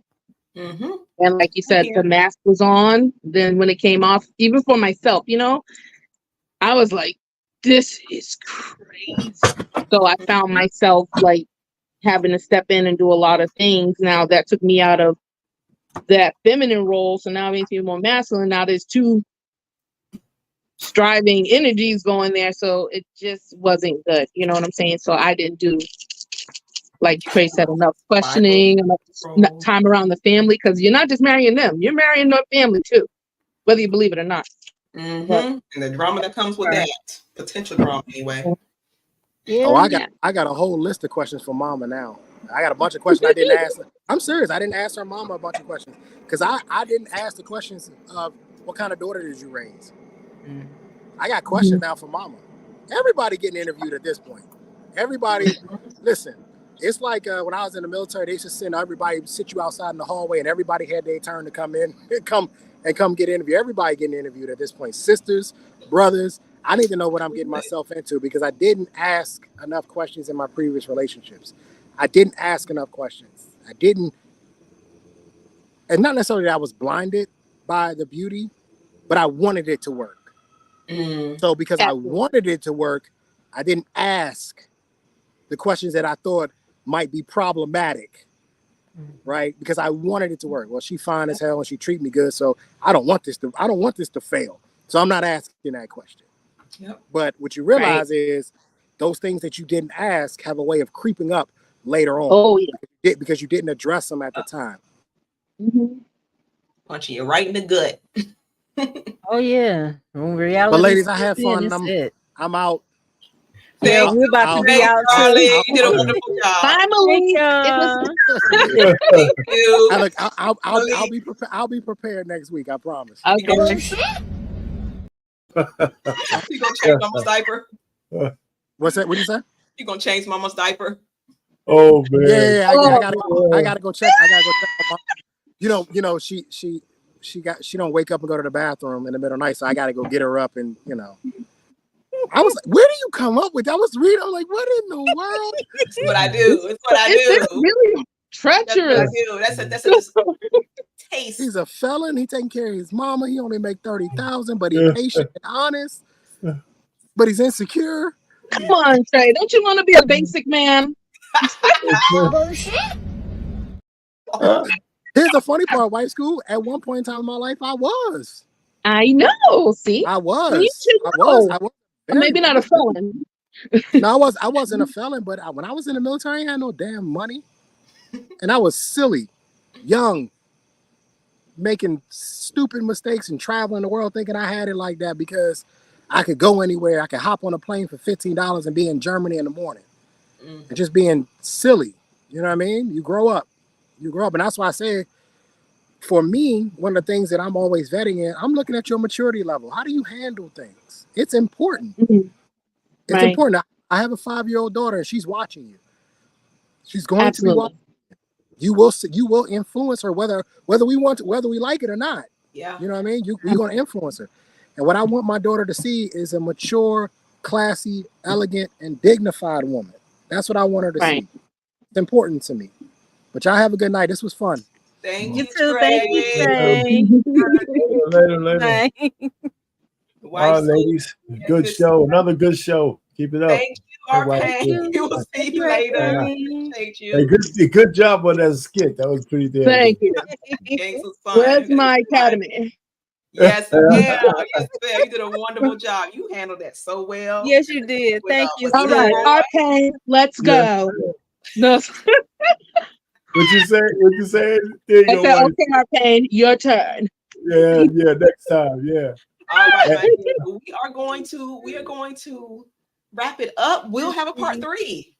Yes. We'll have a part 3. Sis, final thoughts. Final thoughts. Let's see. Vet. Know what you're getting yourself into. Ask those uncomfortable questions that you need to ask. Don't jump blindly into no relationship.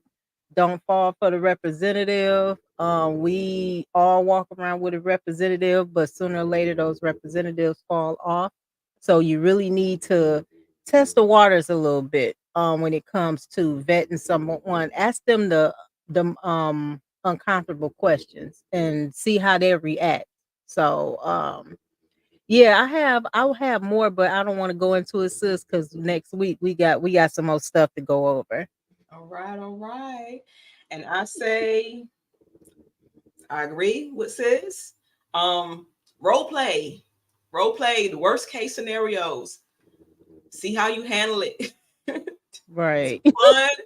Fun. And you never know what someone's opinion will be.